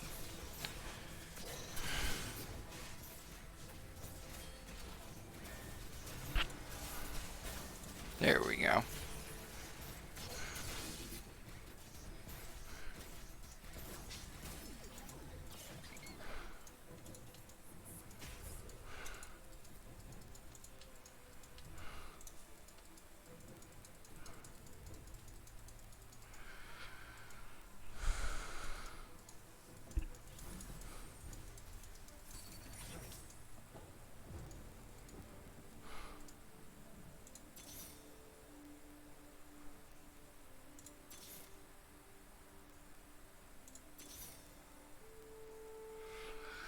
God damn it. Why you gotta give me a Diana with Assassin as the fucking...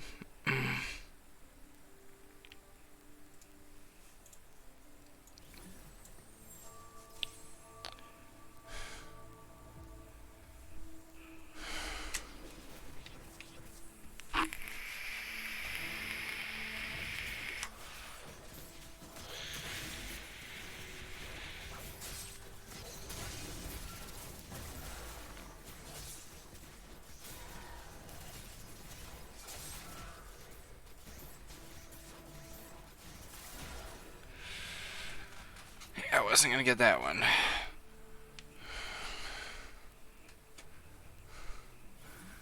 Early cultist is strong.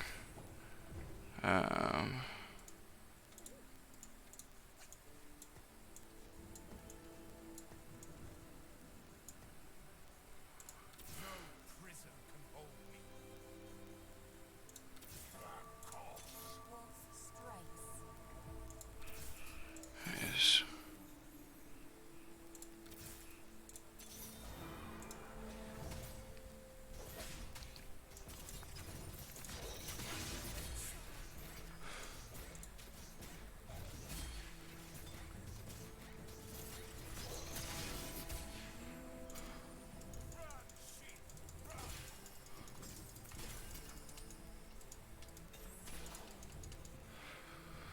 Oh no, I wanted to keep him. Oh well, whatever. Whatever.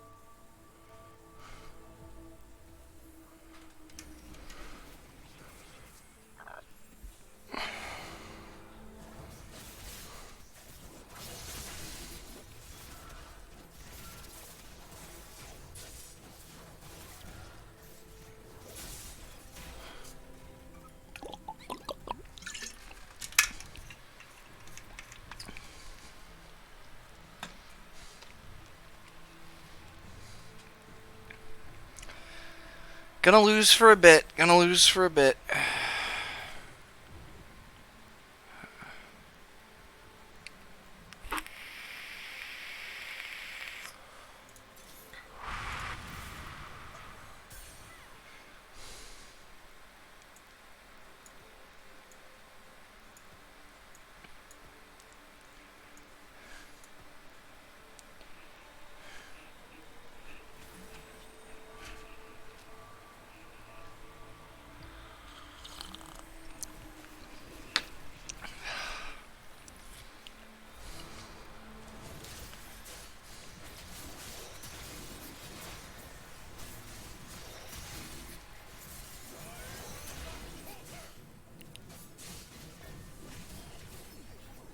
Nice. Alright.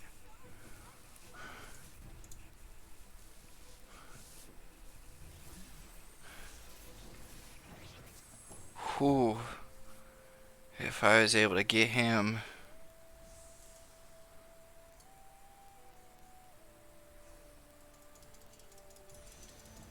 Hell yes. Oh. Alright.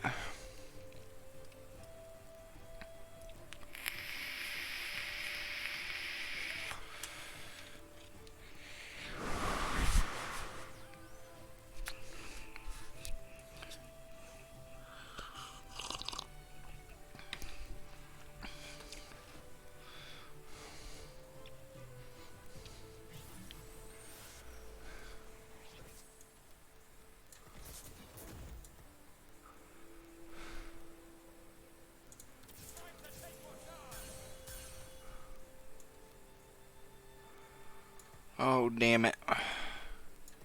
I thought I had a sword for him. It's alright.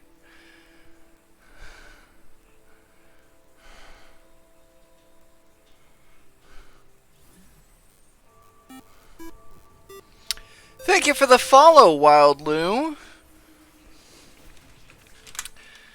Just doing some ranked TFT to finish off tonight's stream. Started off with the series we're doing on political education for my my friend Tobias, where we rip his soul out of his body with knowledge.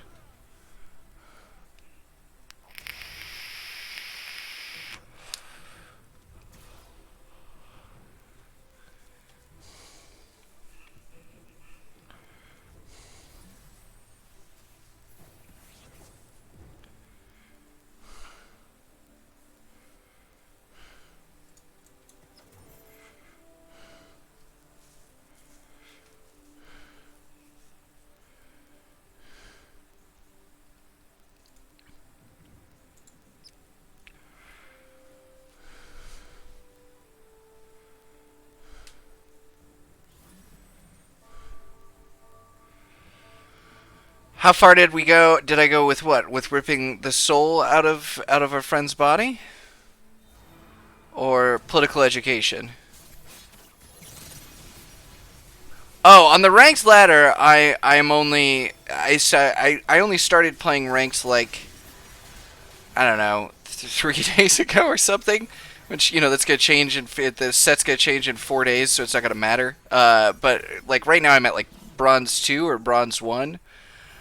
And then on the education, we were specifically finishing up a conversation we had about the American far right after the attempted insurrection on the 6th of this month. So we specifically were talking about QAnon today. And its ties to the insurrection attempt and to the right in general. Next week, so that was kind of the cap off for that one. And then next week, we're going to be focusing on the online far left. So, like, the Dirtbag Left, Vosh, Shoe on Head, Destiny. Yeah, J-Reg a bit, because I do consider him a member of the online left. With this fucking post-irony.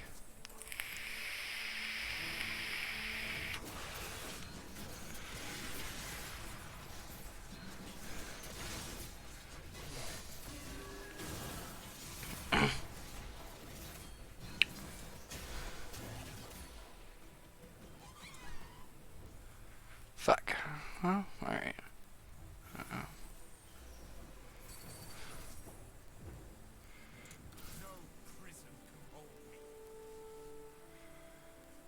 Do I want to rush to get them both 3-starred? I think I do, so I don't want to level up.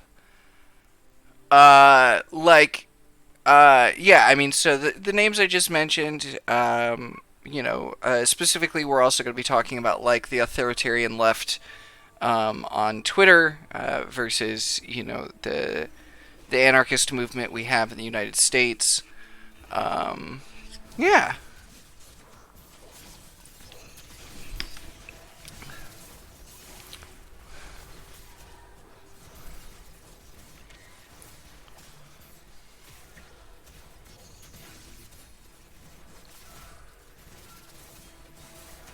Fuck.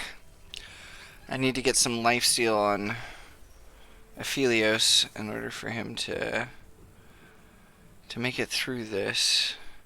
Alright, I think we just roll our way now to see if we can't get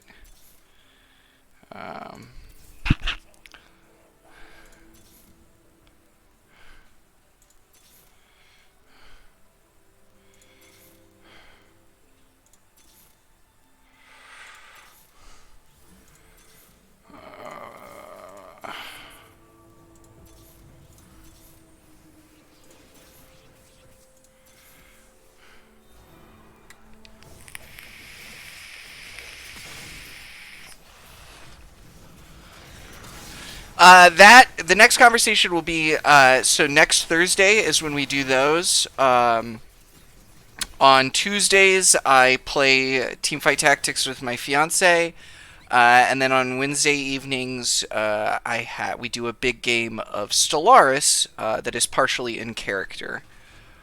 So Thursdays is a mix of the education stream plus some decomp games. Tobias had to work some tonight, so he wasn't able to be on for the decomp, unfortunately. Yeah. I need that sword though. If I can just don't get it. Oh, you son of a bitch! All right, I'll take either a rod or a bow though. Okay, you're gonna get that. I will absolutely get the rod.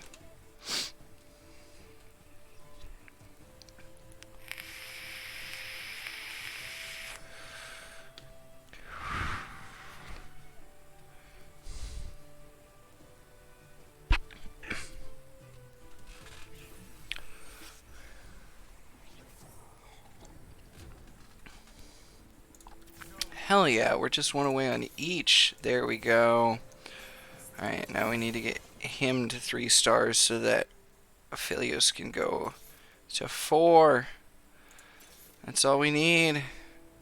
Come on. There it is. Hell yes.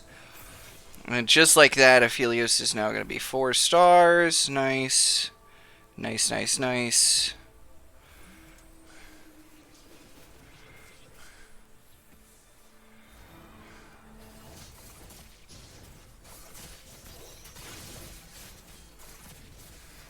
Yeah.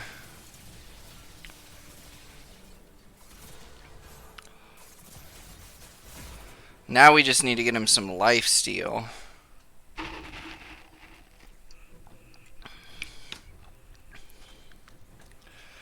Lifesteal and better protectors.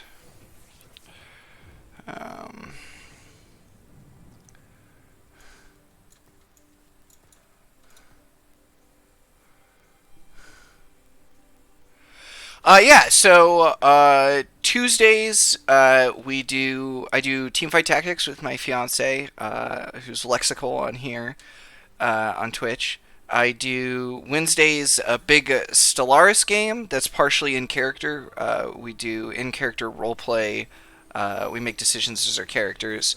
And then Thursdays is when we do the education stream for the first 2 hours, followed by like decomp, fun games. If chat wants to play games with chat. And those always start at 5:30 Pacific.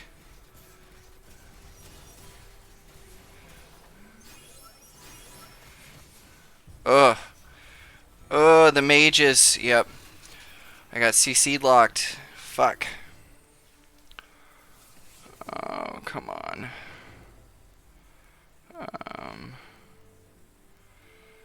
I mean, we'll absolutely throw him down.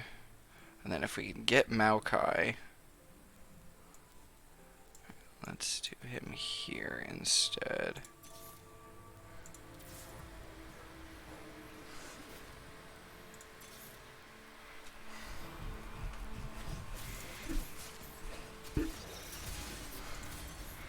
Oh, just give me a Maokai.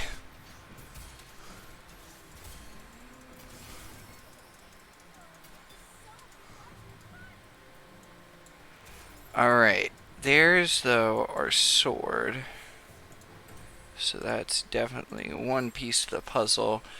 I could... Do I do it? Do I put a Warmogs on him?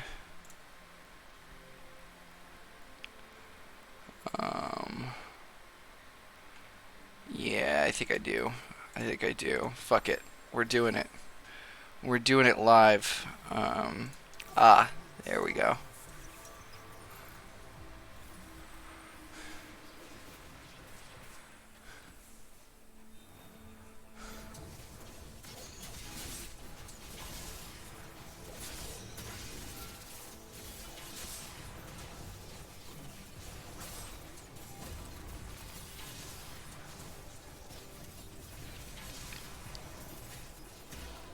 Fuck. Alright. think I need to get him better protected.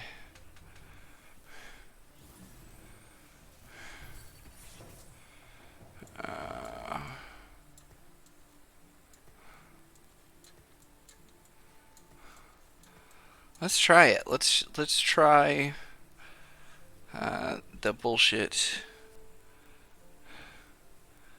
The bullshit move here.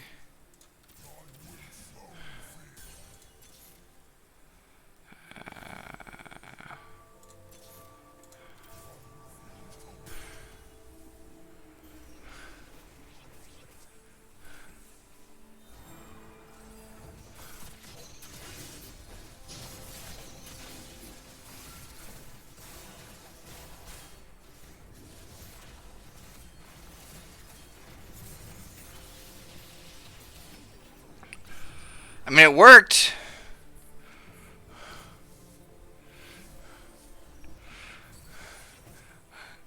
Were you saying just do all the Warmogs on Nunu? Just triple Warmogs Nunu? Yeah, no, I've so far liked this set. Like, I only played the first two sets before I took a break for a while. I got back into it because we built my fiance a rig, and I built a new rig, and we wanted to play games together.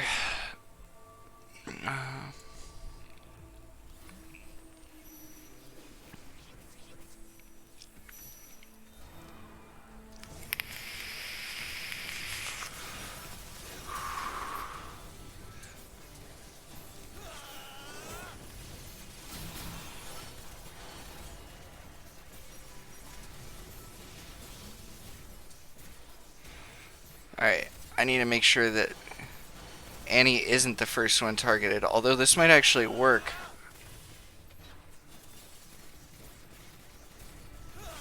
Yep.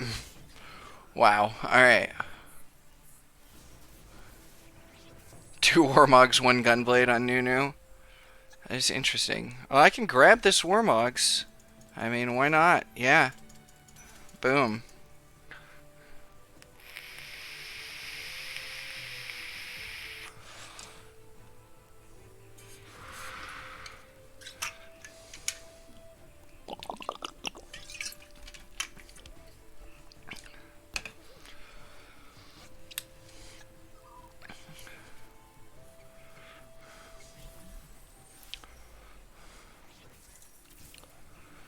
Alright, and now he's going to actually be fairly strong.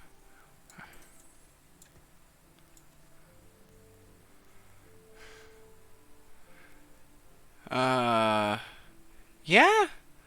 I mean, well, I want to wait until I get a blade, though, so I can give him a Bloodthirster as well. Oh, Sunfire Cape with the Rapid Fire Cannon, and then I don't know. I mean, right now, as soon as I get a blade, I'm doing a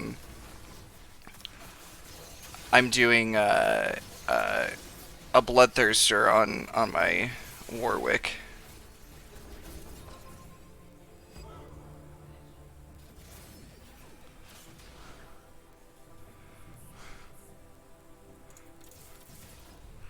Buy them because they're there. And if I can 3-star another champion, why not?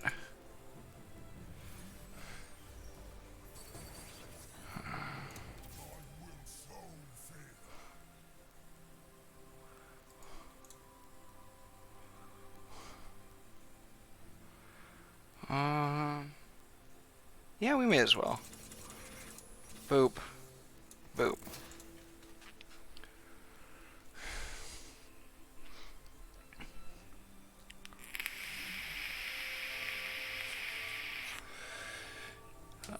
Let's put the double fist on Silas, so I'm not gonna give him anything else. Ugh.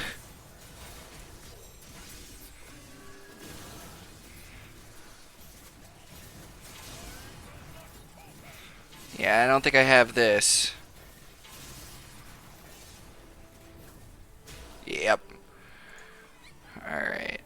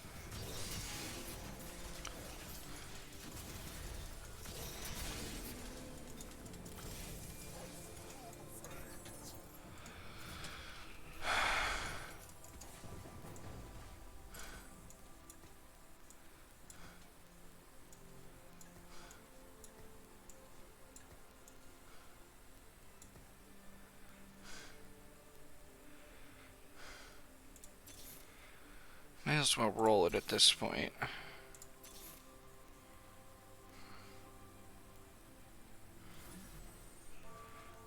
Do we get him and swap him out for Hecarim?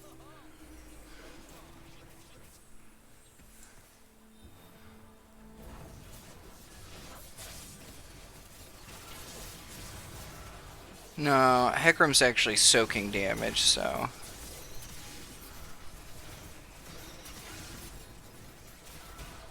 Oh! Damn it. It's alright.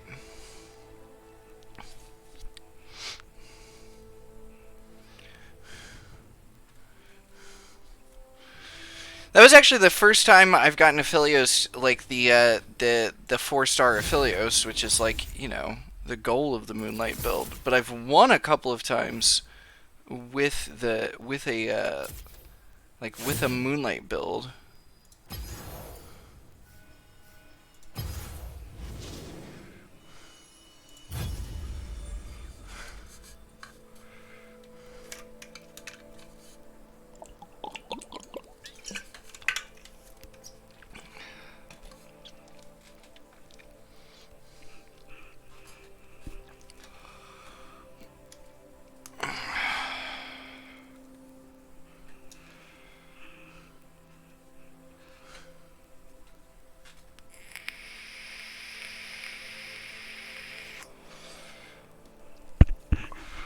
Since you're new to the stream, though, while we're waiting on...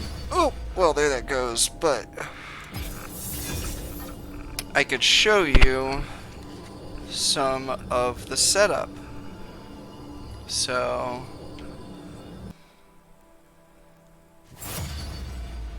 I can't get a grate, and then the triple monitors...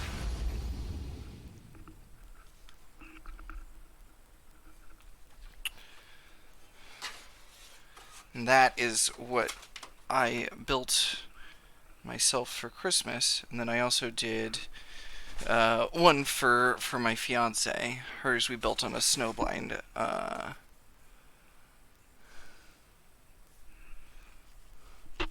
Yeah, so I mean, it's, you know, it's not the newest tech. It's mine is an RX 5700 XT with a Ryzen 7. And then hers is a GeForce 2060 Super with a Ryzen 5. But they're good. Oh, I wasn't paying attention. I'll take a rod, whatever.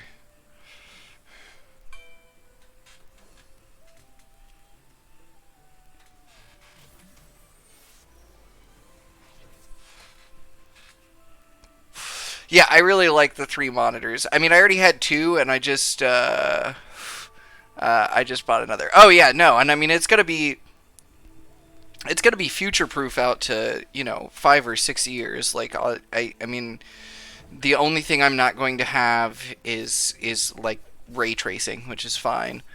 And my entire goal, you know, the PC I was working with I had built 5 years ago. So, you know, the whole point was to upgrade my MOBA to have an AM4 socket. And then since I was doing that, you know, get a new... ooh, alright. Get a new GPU as well. I never buy, like, the newest tech. I always wait until the new tech comes out and then buy the generation before to get it cheaper.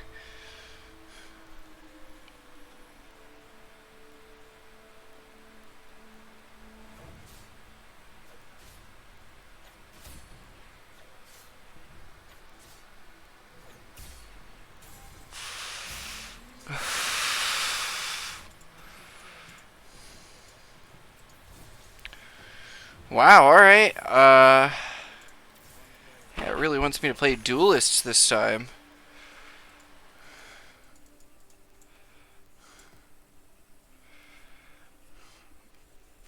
I'll see if I can't do the, Warlord Duelist. I'm sorry to hear you're in dire straits. I know I was super fortunate that my job just moved to remote, but it has not been it's not been an easy year on a lot of people. I mean, I think that's a big part of the reason that we've seen. Ooh, that's interesting. Do I wanna switch over to doing dusk? I think I do.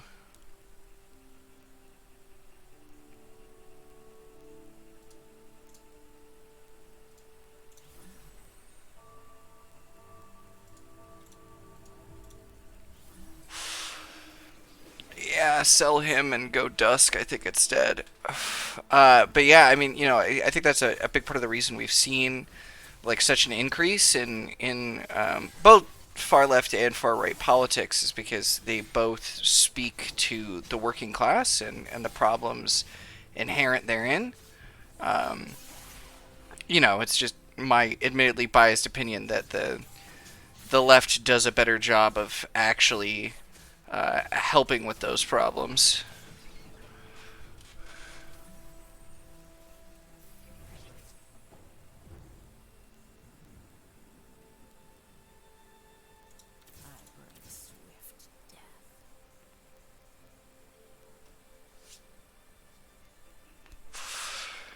Oh, I need to pull my cheat sheet up.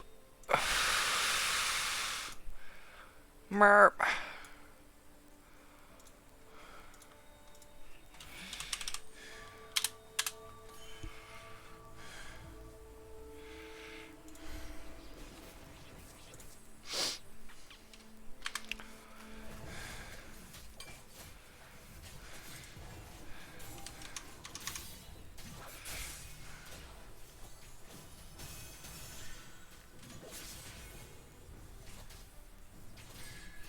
No, for sure.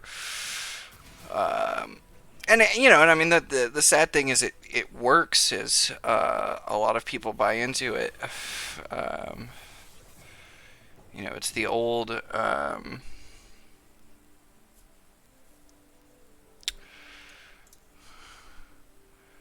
Oh, go enlightened for now, and then just work on doing dusk sharpshooter. And grab these two warlords because I know I'm going to end up going warlords with the sharpshooters. At least splashing it in.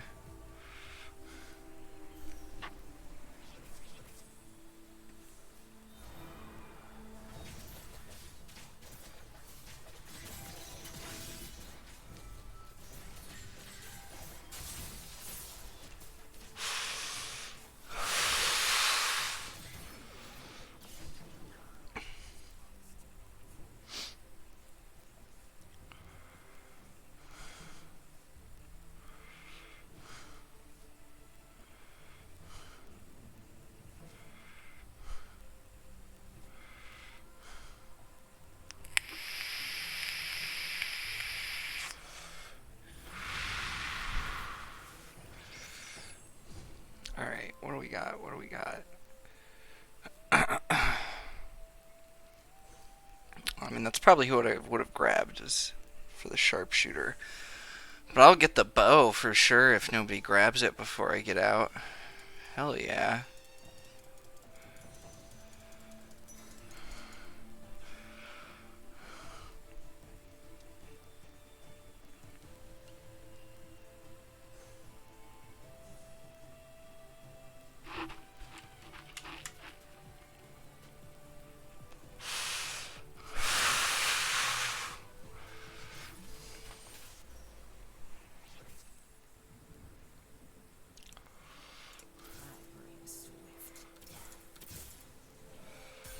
There you go. Alright, so we gotta keep him in right now because he's our duelist. She's getting both of our dusks for us. I need to pull Nidalee so I can swap out to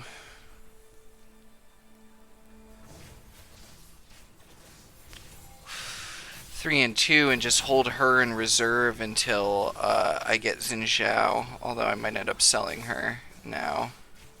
Probably am.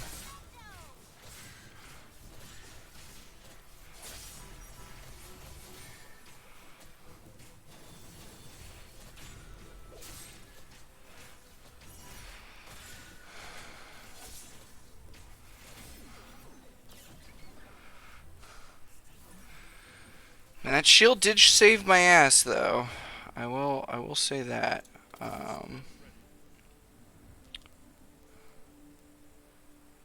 Let's see. I think if I can get, yeah, there it is. Oh, I'll keep her for now, though. Just because that's, I mean, that's a 3-star.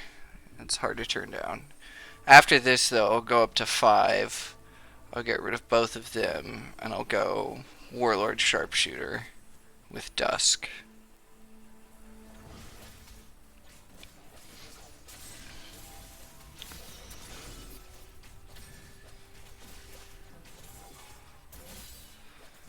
Yeah, like I'm pretty sure I'm gonna lose this one, actually.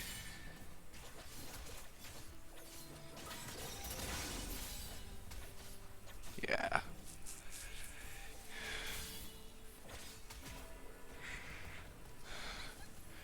She held on as long as she could, though. Okay, so there, there. Boop, boop, boop, boop.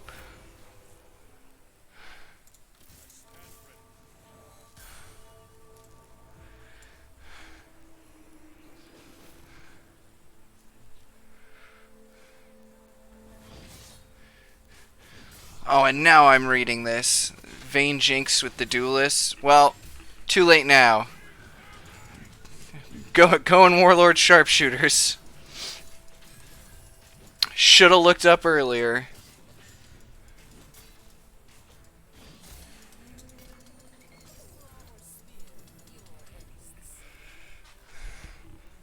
Okay, I'm not gonna rebuild a 3-star Fiora. I just didn't.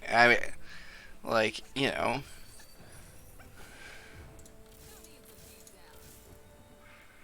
Get rid of her. Boop, boop, boop. Go up. Throw her down.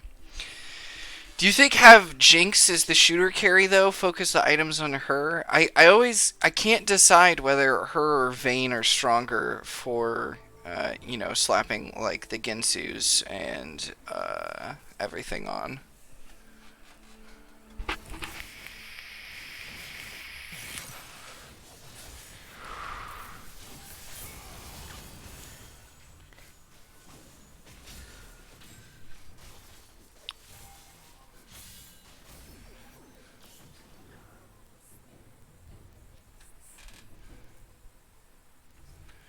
Until Jin comes.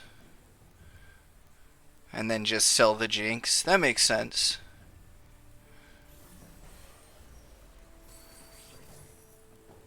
And yeah, I was going to go Riven and Cass for sure.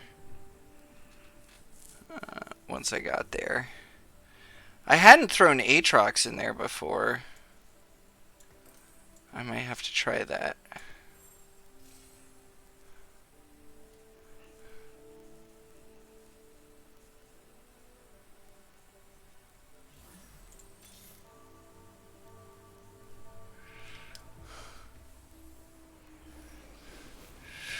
Oh, okay.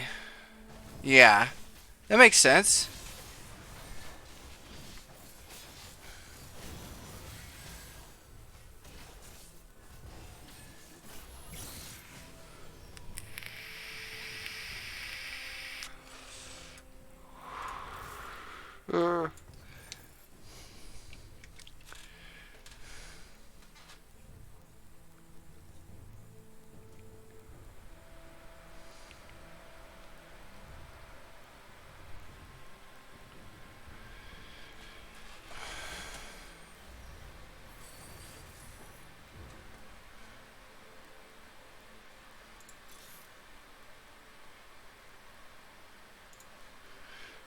Wait until 50 and then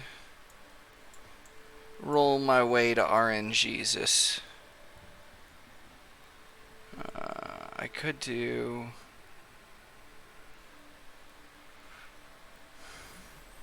Wouldn't be a bad one.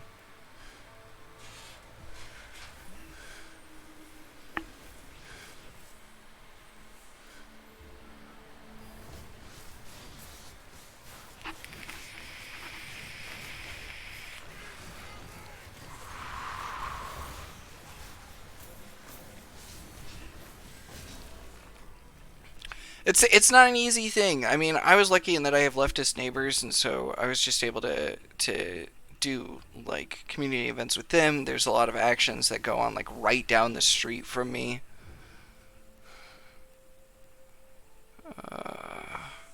Okay, I need another belt. So yeah, I will absolutely. I should have grabbed her and then sold it, but.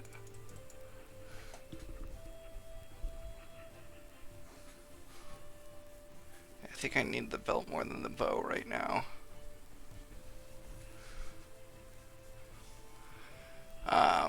Yeah, but I mean,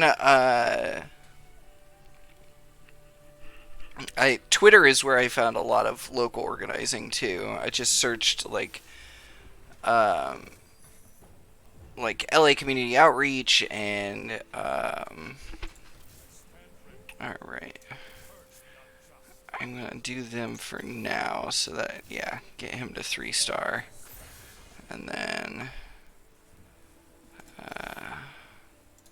boom, boom, boom on him for now.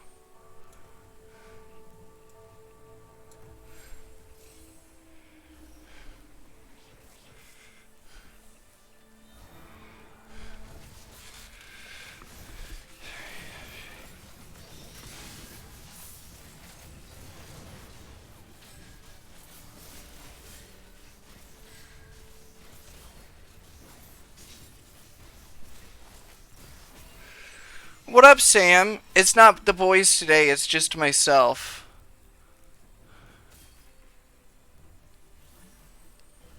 Well, I'm sorry that you're bored, Sam. Um, yeah, I could do that, and then...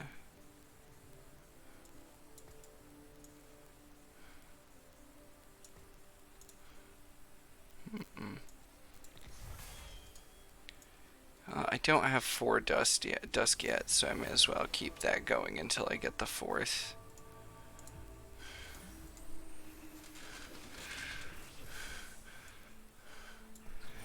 So Wild Loot, you're in Brazil. I mean, I feel like Brazil has got a pretty strong Twitter community. I did blow his mind. Yeah, I definitely need either Aatrox or Sejuani right now. Although that 3-star Garen coming through for me.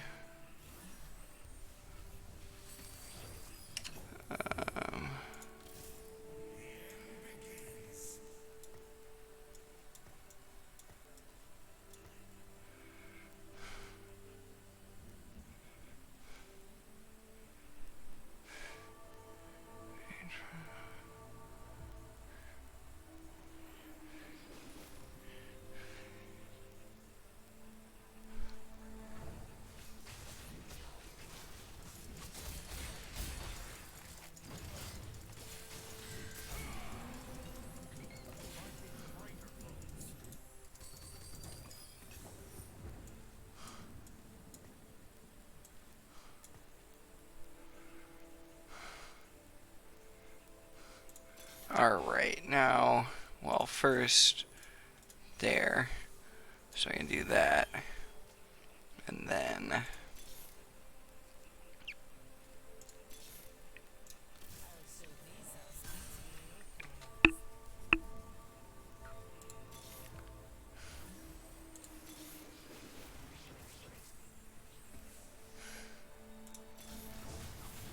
Yeah, there she is.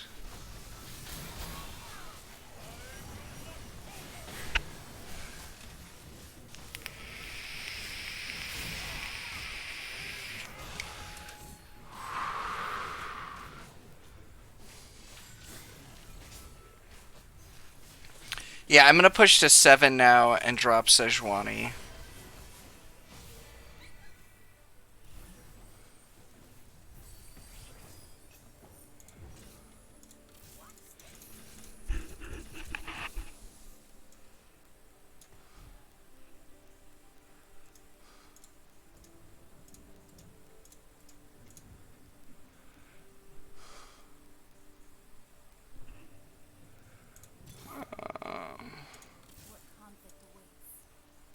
Boop.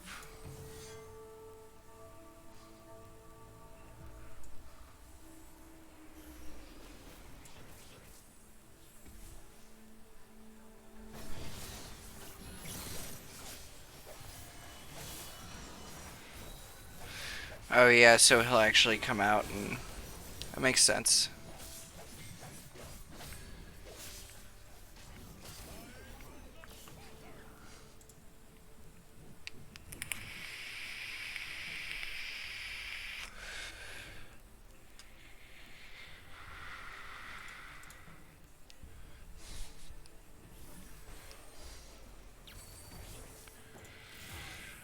Alright, so I can replace there now.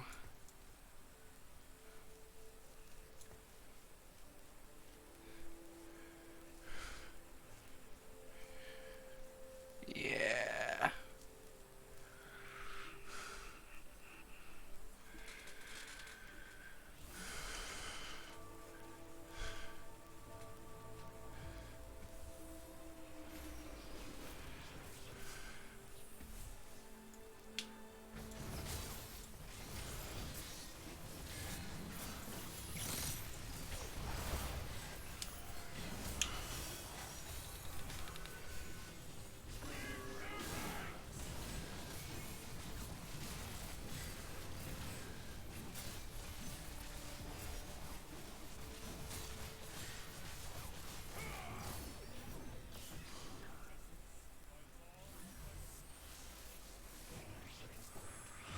Oh. Oh, if it'll let me get him. If they'll let me, if they won't take him, I will grab Zillion right now.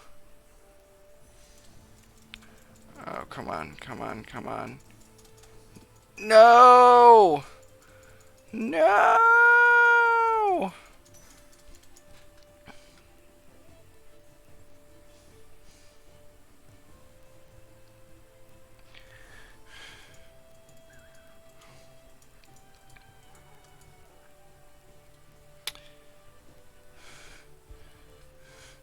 I panicked, and this wasn't actually what I needed. I mean, I'll take another bow. Um...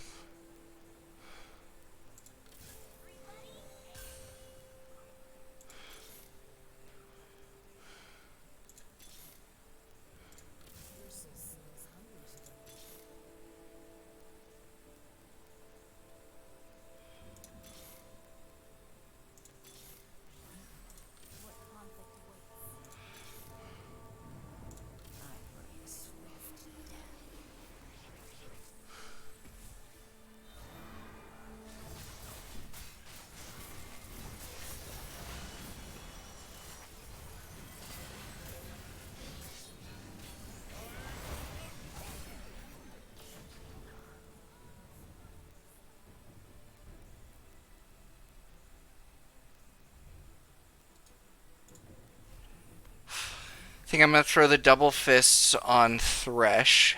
Ooh, hell yes. Alright, so there's that boy. So now I just need to get Zillion.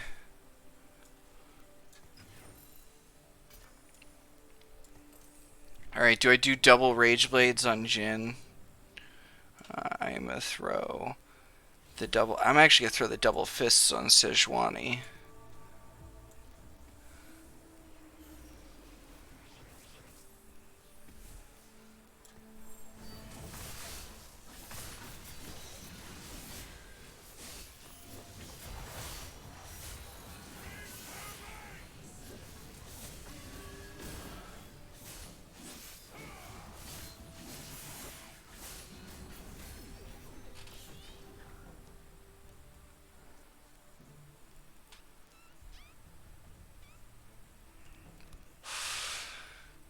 I'll still definitely push Sej to 2 stars though if I have the opportunity to in the meantime. Alright, I think I can hold out one more.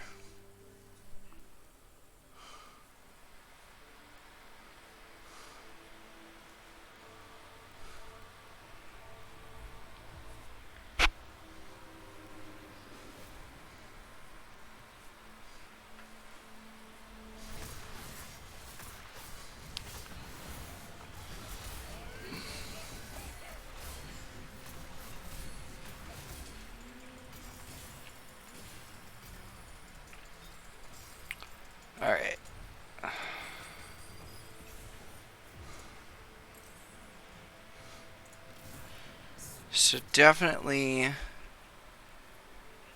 Cass over Garen, Liliana over Sedge, Zillion at 8. Yeah. Alright, so do I do double Rage Blades and then a Bloodthirster on Jhin? Because that's what my instinct is telling me to do. Um,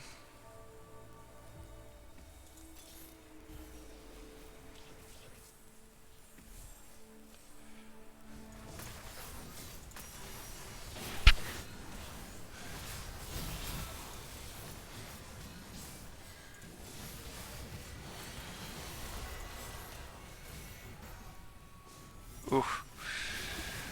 Yeah, that one's gonna finish me off. The bow plus crit? Oh, so the last whisper? But I'm still gonna definitely put the Bloodthirster on him.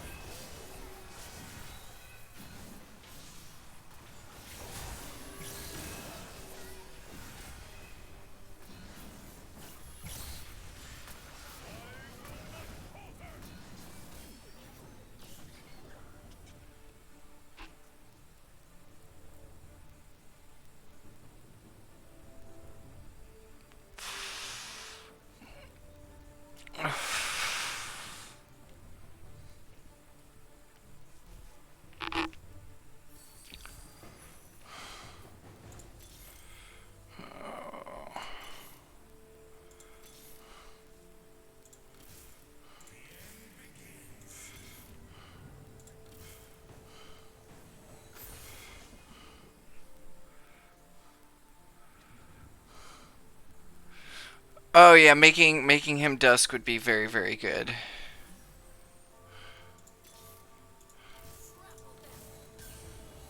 Alright, that was a good last minute roll for sure.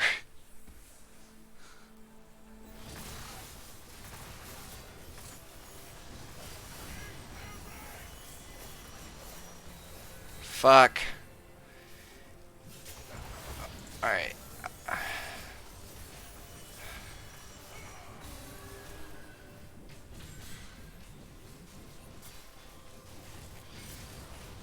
Ugh. Yeah, I'm not gonna win this one.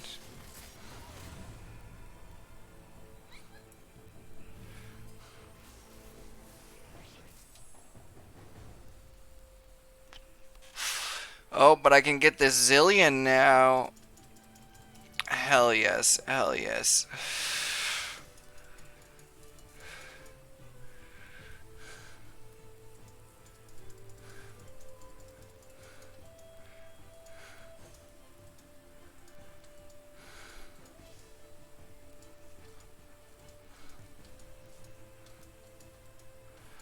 Let's swap out the Zillion for Sedge right now, yeah? Or yeah, swap out the Zillion for Sedge.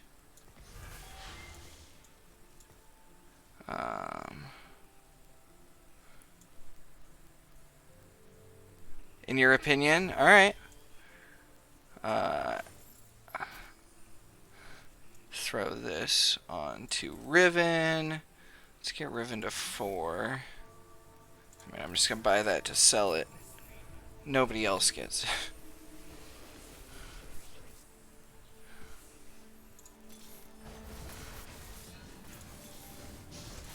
Boom. And now...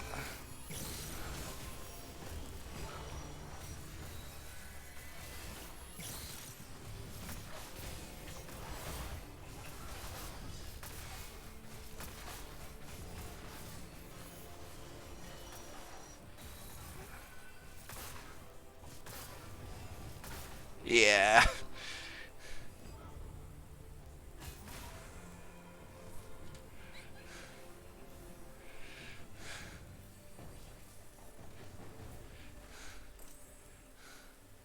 Yeah, there's no reason to swap Cassin yet. I am going to buy this Thresh, though, because he's here.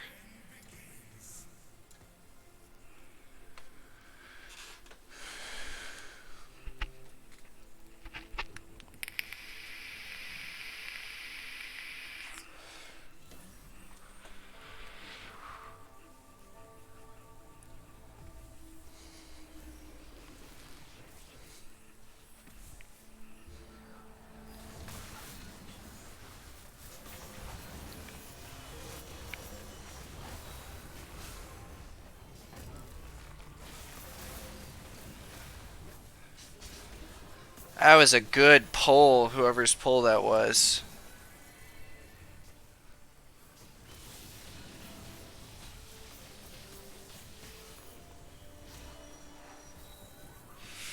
Oof.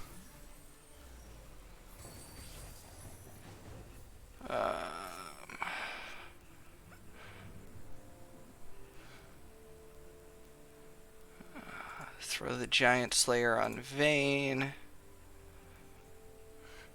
I think I might have to roll to a 2-star Riven, though, at least, before saving. I'm gonna roll down to 30. That's as far as we're gonna go.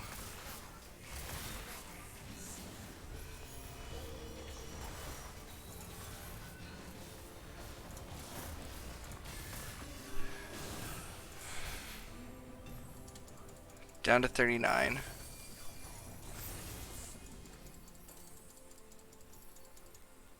Alright, Giant Slayer on Vayne, I think. Yeah, because I want to save and put the last Whisper or make Jin a dust.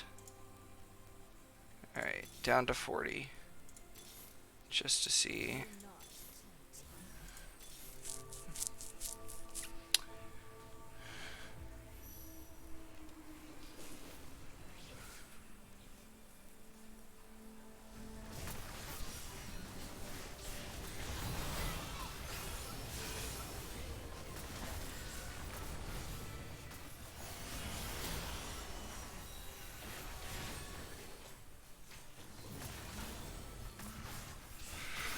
Ooh, yep.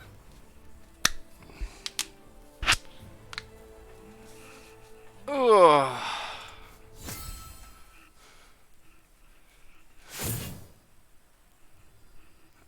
Alright, we got one more before the end of the stream. Or, actually, I'm gonna switch out. I'm gonna do Valorant for the end. I haven't been doing ranked in Valorant, so I'll start doing ranked in Valorant.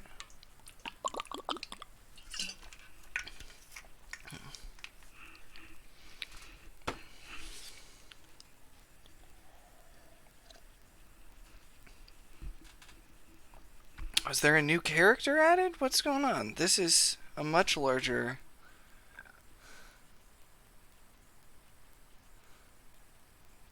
You got a 7th playing mages, don't like them that much anymore.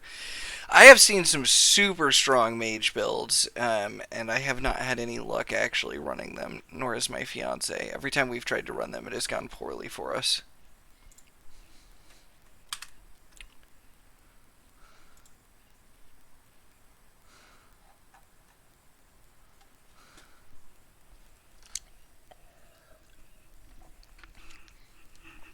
Well, hey. I mean, I don't have, so I played a bunch in the beta, and then I stopped playing for a while, and then I came back and, like, realized that out of the beta they had, like, erased all the stuff you had earned, and they didn't give me, like, the proper refund in points. It was wild, but, so, I got a little frustrated, but I do enjoy the game. I keep playing it.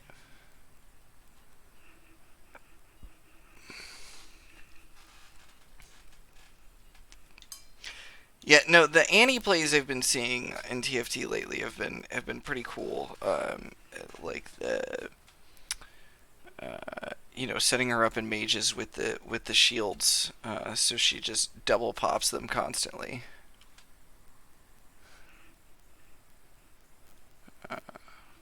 Yeah, I like it a lot. I like it. It's not like I don't know. I just don't play regular League anymore. I'll play ARAMs occasionally, but I feel like I'm so out of touch with the current meta and the rest of the game. And like TFT, you could pick up the meta like super, super quickly.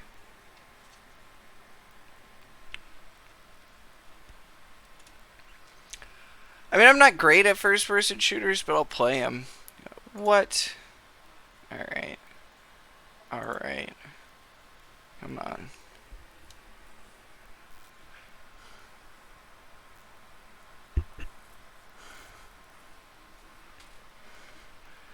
Like, I used to play a lot of first-person shooters back in high school and junior high. I sort of fell out because I always played them at a gaming cafe, and the gaming cafe went under. Oh, you mean literally you have a laptop. That's fair.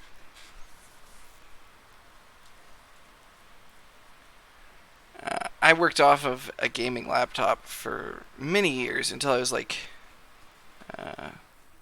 let's go. Can I switch contracts to the new guy?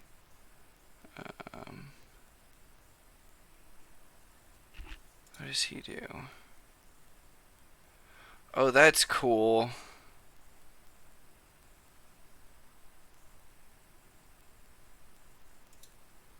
I like that. That's neato.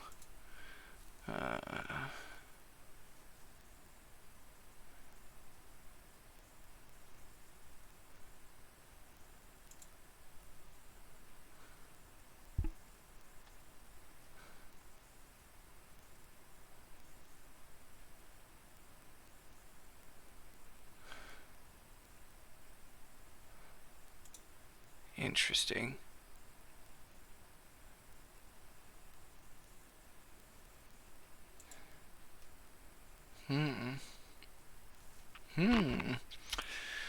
Well, I think I will definitely go for him after I go for Killjoy for sure.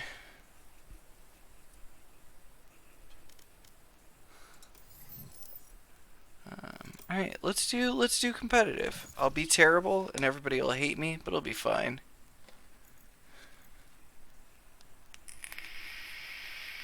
Match found.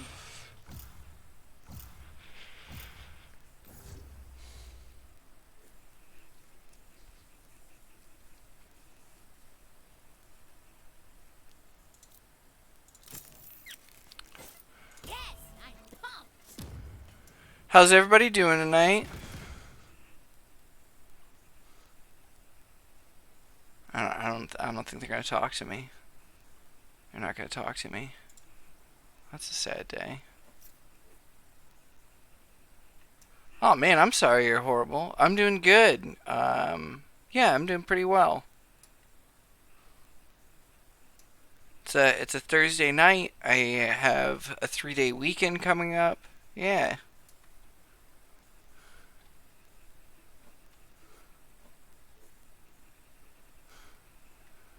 I'm gonna be terrible at this game though, so I'm sorry ahead of time. As you can see, I'm unranked. It's because I haven't played in forever. I have been playing unranked in Spike Rush, but probably still gonna be bad.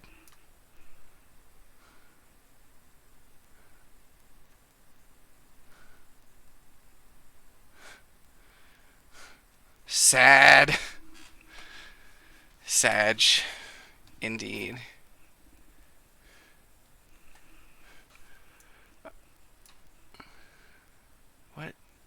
What just happened? What is going on with the game?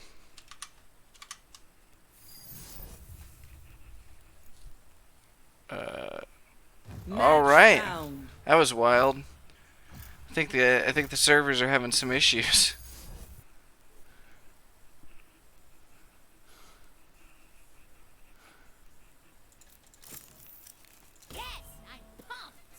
How's everybody doing tonight?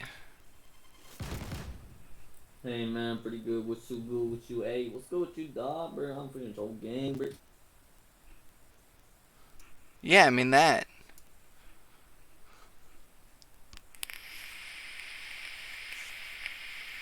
I don't even know if I want to Q after hearing that shit? Nah, don't dodge Q. That'd be the second time in a row somebody's dodged Q. Yo, Jack Weef.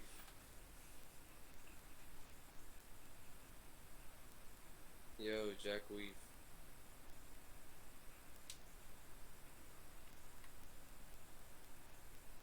Bro, what you want, dog? Nothing.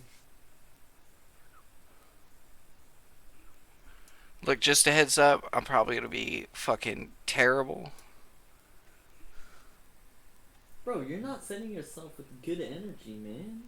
For real, we're gonna shit on that. Bro, tell yourself you're gonna do fucking great, man. Well, I mean, I tell myself that I'm gonna do great. I just let you guys know I'm probably gonna do bad. No, you're gonna do the best. Alright, Bro, that's the good energy, man. I believe in the you that believes in me. Who just said that? Because that was genius. I mean, me. I promise I'll get him. Might take down a city block along the way, but hey, a win's a win.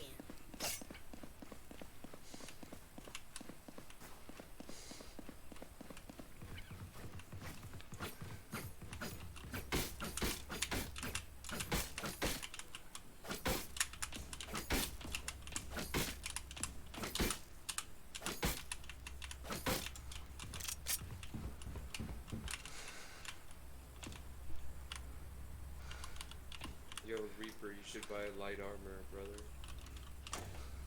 Got you.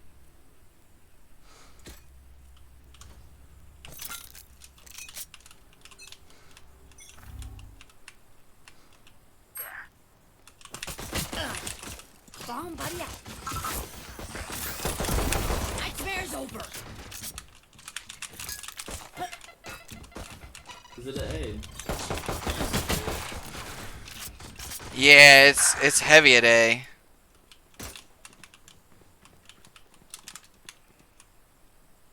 I got the flank.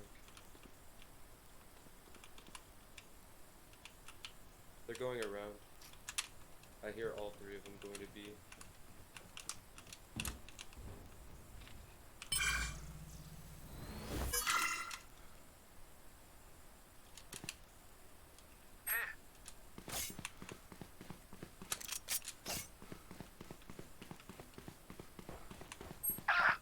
$78 for race.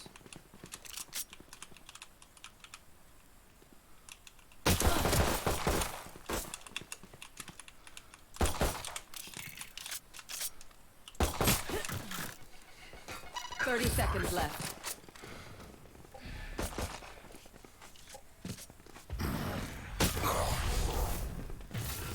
Shadows traveling. Last player standing. Bro.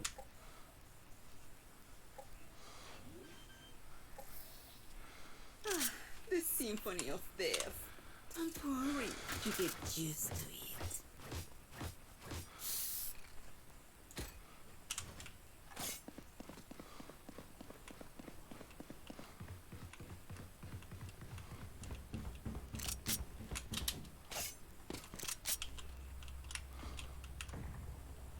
I hit them 78. I don't know how they got 3 kills.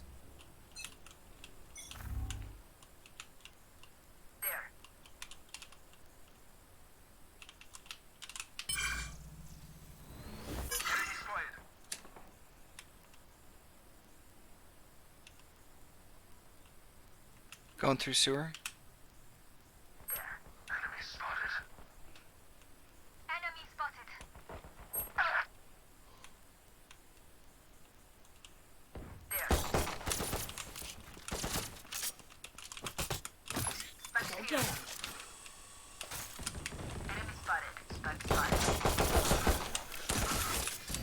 Bruh, hit the bot, man. Come on. You're spiking the garage.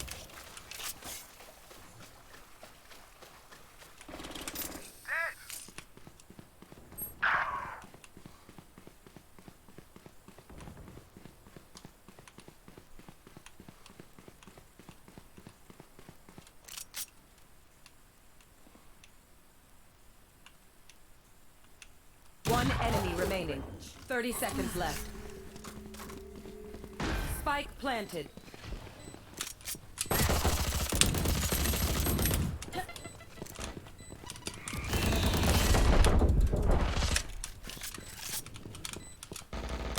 Reloading. Can I get half? Reloading. I guess not. You really expect them to work?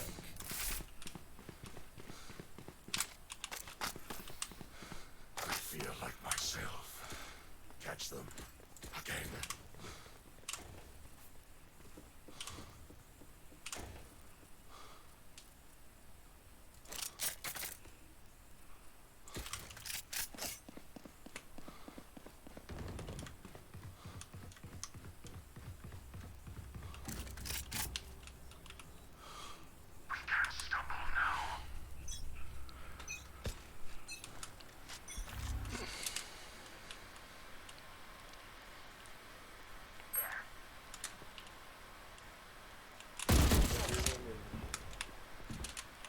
We got some A.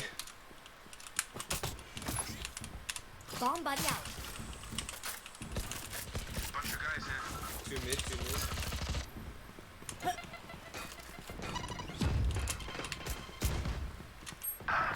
Come on, Omen. Damn, you really are. Satchel out.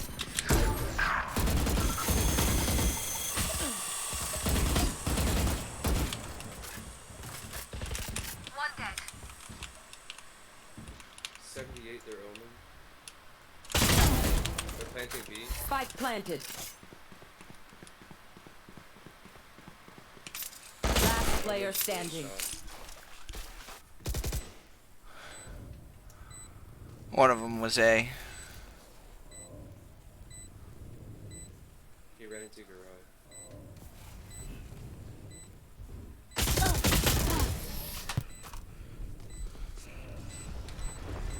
What'd you hit the Omen for? Sage, we're the perfect pair. You give life. I take it.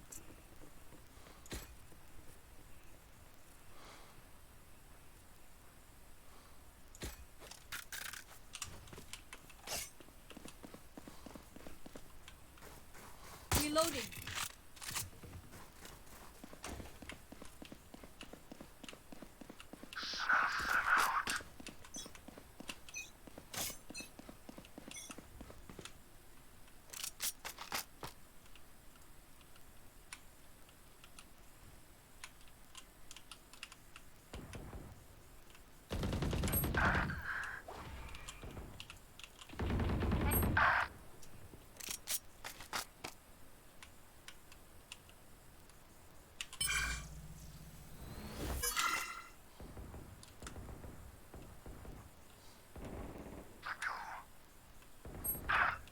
Oh my god, right on my X, bro. Zeus, why are you shift walking through sewers? Like, Spike planted. I don't know if this guy knows what he's doing, though. Last player standing. Okay. that's so annoying.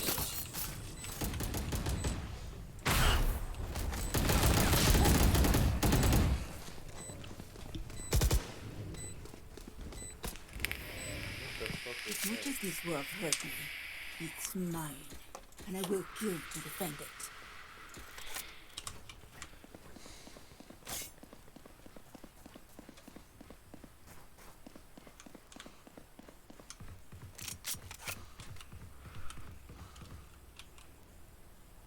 Alright. Alright. We got it this time. We got it this time. They keep pushing through mid, man. That's all they do.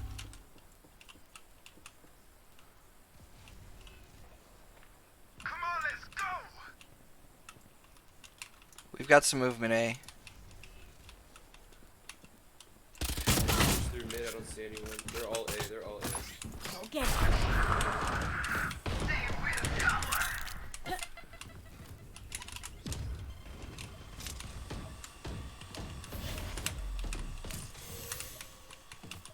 Careful now.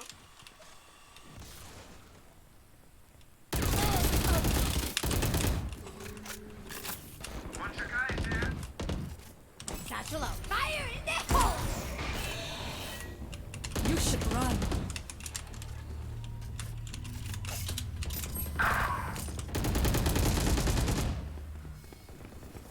Crazy.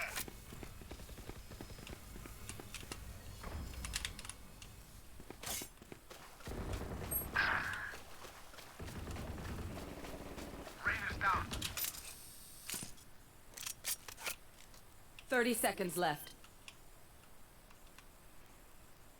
Spike planted. Out.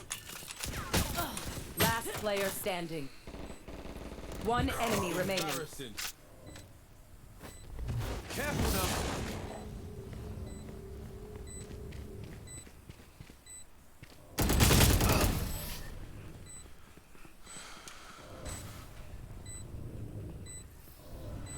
We're here because we're the best. Don't any of you forget that. Oh, because Disconnects. of the people being toxic. Yeah.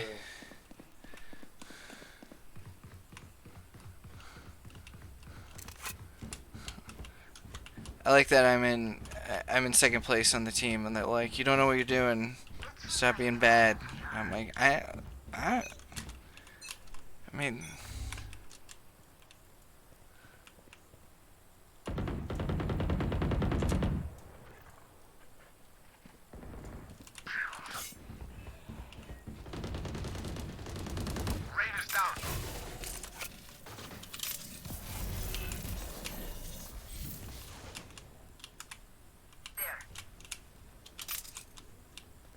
Enemy spotted. Hush. Bomb buddy out. You will not kill my allies. Oh, you're up. They're all in garage. 120 on Killjoy.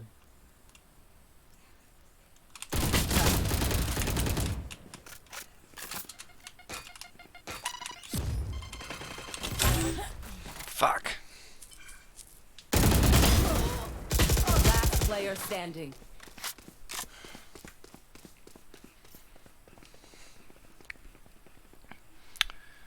Well, now I'm being bad. 30 seconds left. Spike planted.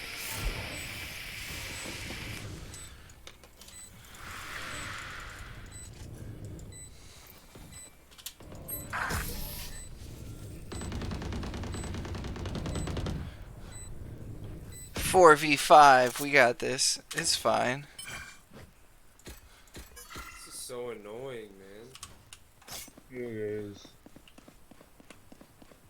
Like, how do you expect to get out of bronze when people just do this all the time? Like, all the time. Right, I feel you, man.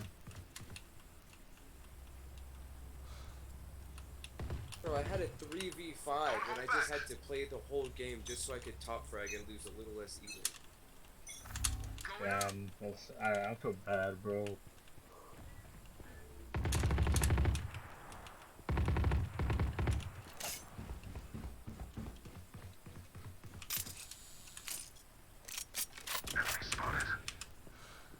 I even heard this. I heard that exact dumbass's voice, and I said, "No, I'm not cute enough."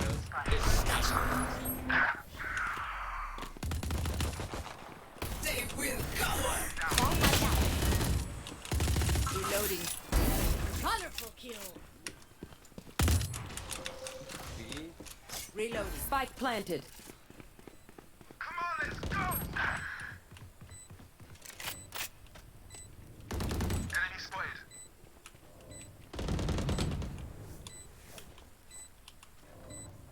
I hit him for a lot. Last player standing. One enemy remaining.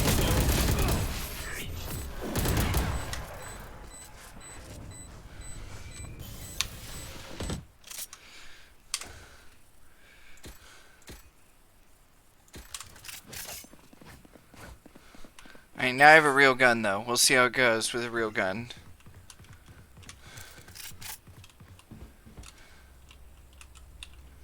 It's not gonna go much better. But I have hope.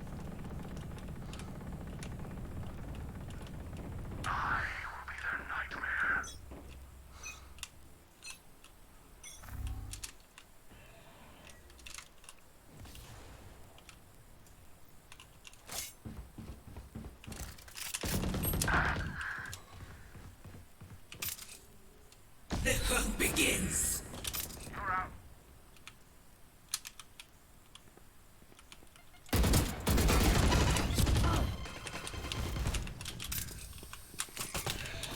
Okay. See ya! Here comes the party! Fuck.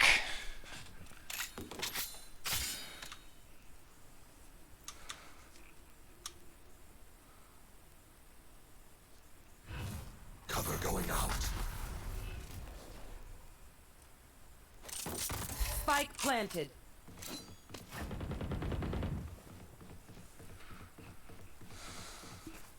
We got this. Let me come with you. Let me come with you. Alright. I'm just rushing heaven. I'm gonna check elbow. Last player standing. They were heavy. I think fuels and screens and just went around. Wait until I blind them to strike. Oh.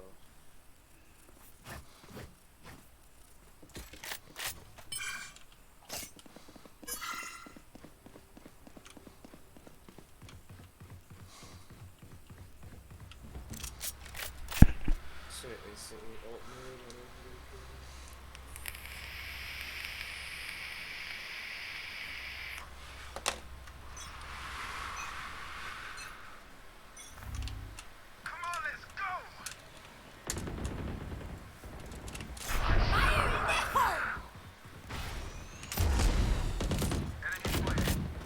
Enemy spotted. Multiple enemies ahead. 105 into fucking what's her name? Rhea. Last player standing. 26 HP.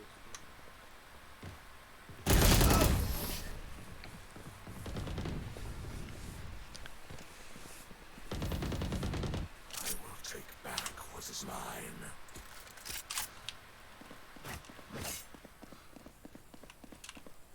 Yeah, it's like, not sure we can do anymore before we die. It's like, they can attack any site. They always go mid to B. Always. And they always rotate to A. So, Raze, can you come over here? Let's start this. I mean, we should have one person at least, eh? No, we shouldn't. They can never go.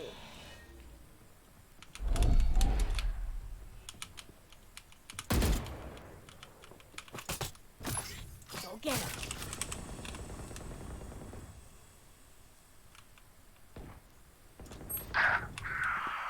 78 on Omen.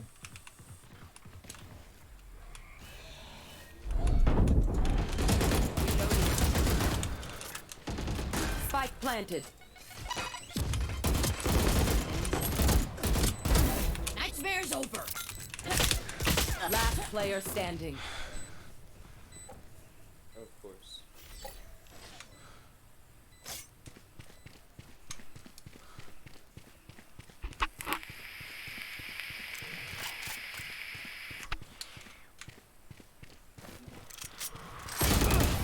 They actually came to look for me. I was gonna wait for them to leave the site, bro. What? Deep breaths, everyone. Your hearts are pounding.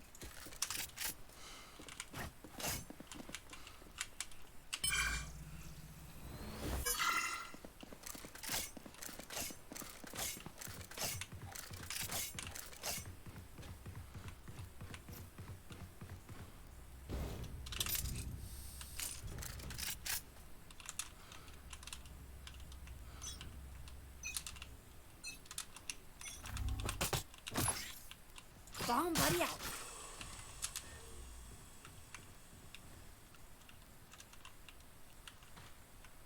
I play with Smurfs all the time. Like I had diamond people carrying me last round, bro. Like I know a Smurf when I see them.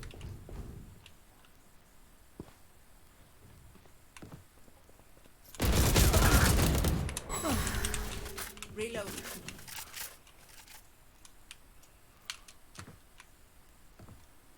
Enemy spotted.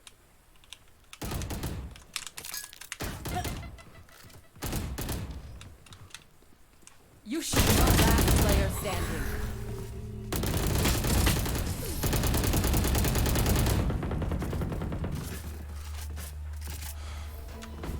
Last round before the switch. Just report this. Spend those credits before we lose them.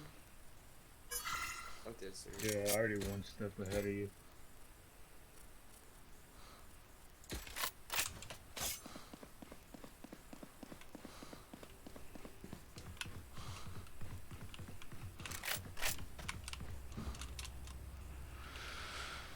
Oh.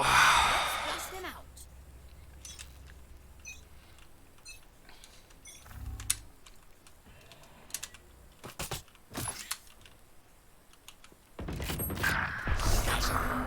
The hunt begins.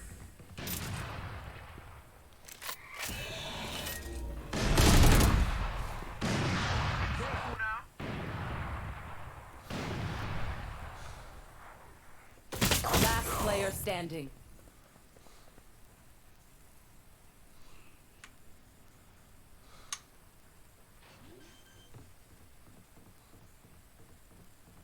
Spike planted.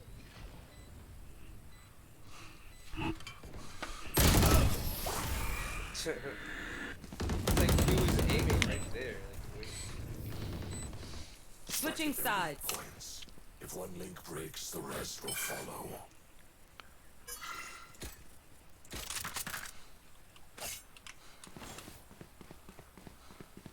There's no way they're not Smurfs. They are.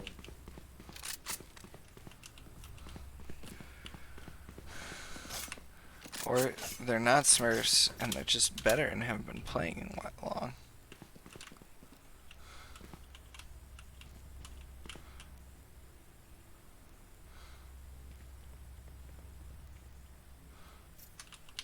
I must endure. Going up. Reloading. Reloading. Shadows traveling. Okay. Enemy spotted.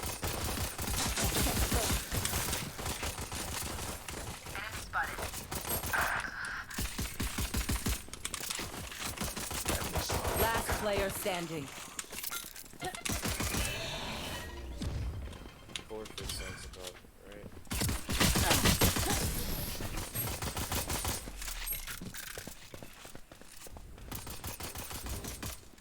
Match point. Reloading. Reloading. Reloading. Well, even though it was a bad game, that will still bring us to the end of the stream. Zeus? Oh, Zeus is already AFK. Oh. Okay, one more loss, I guess.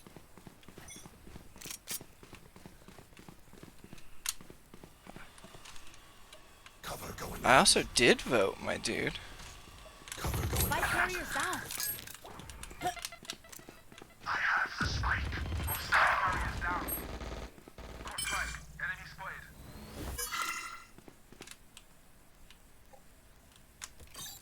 Last player standing.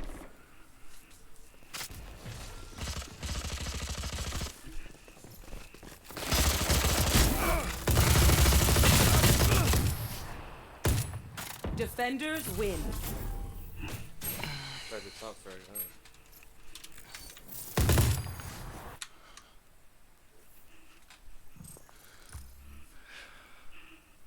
Alright, that is going to bring us to the end of the stream. Thank you so much for joining us for the end part, Wild Lou. I hope you do join us for those in the future. The Solaris streams on Wednesdays are probably our biggest. Those are really fun.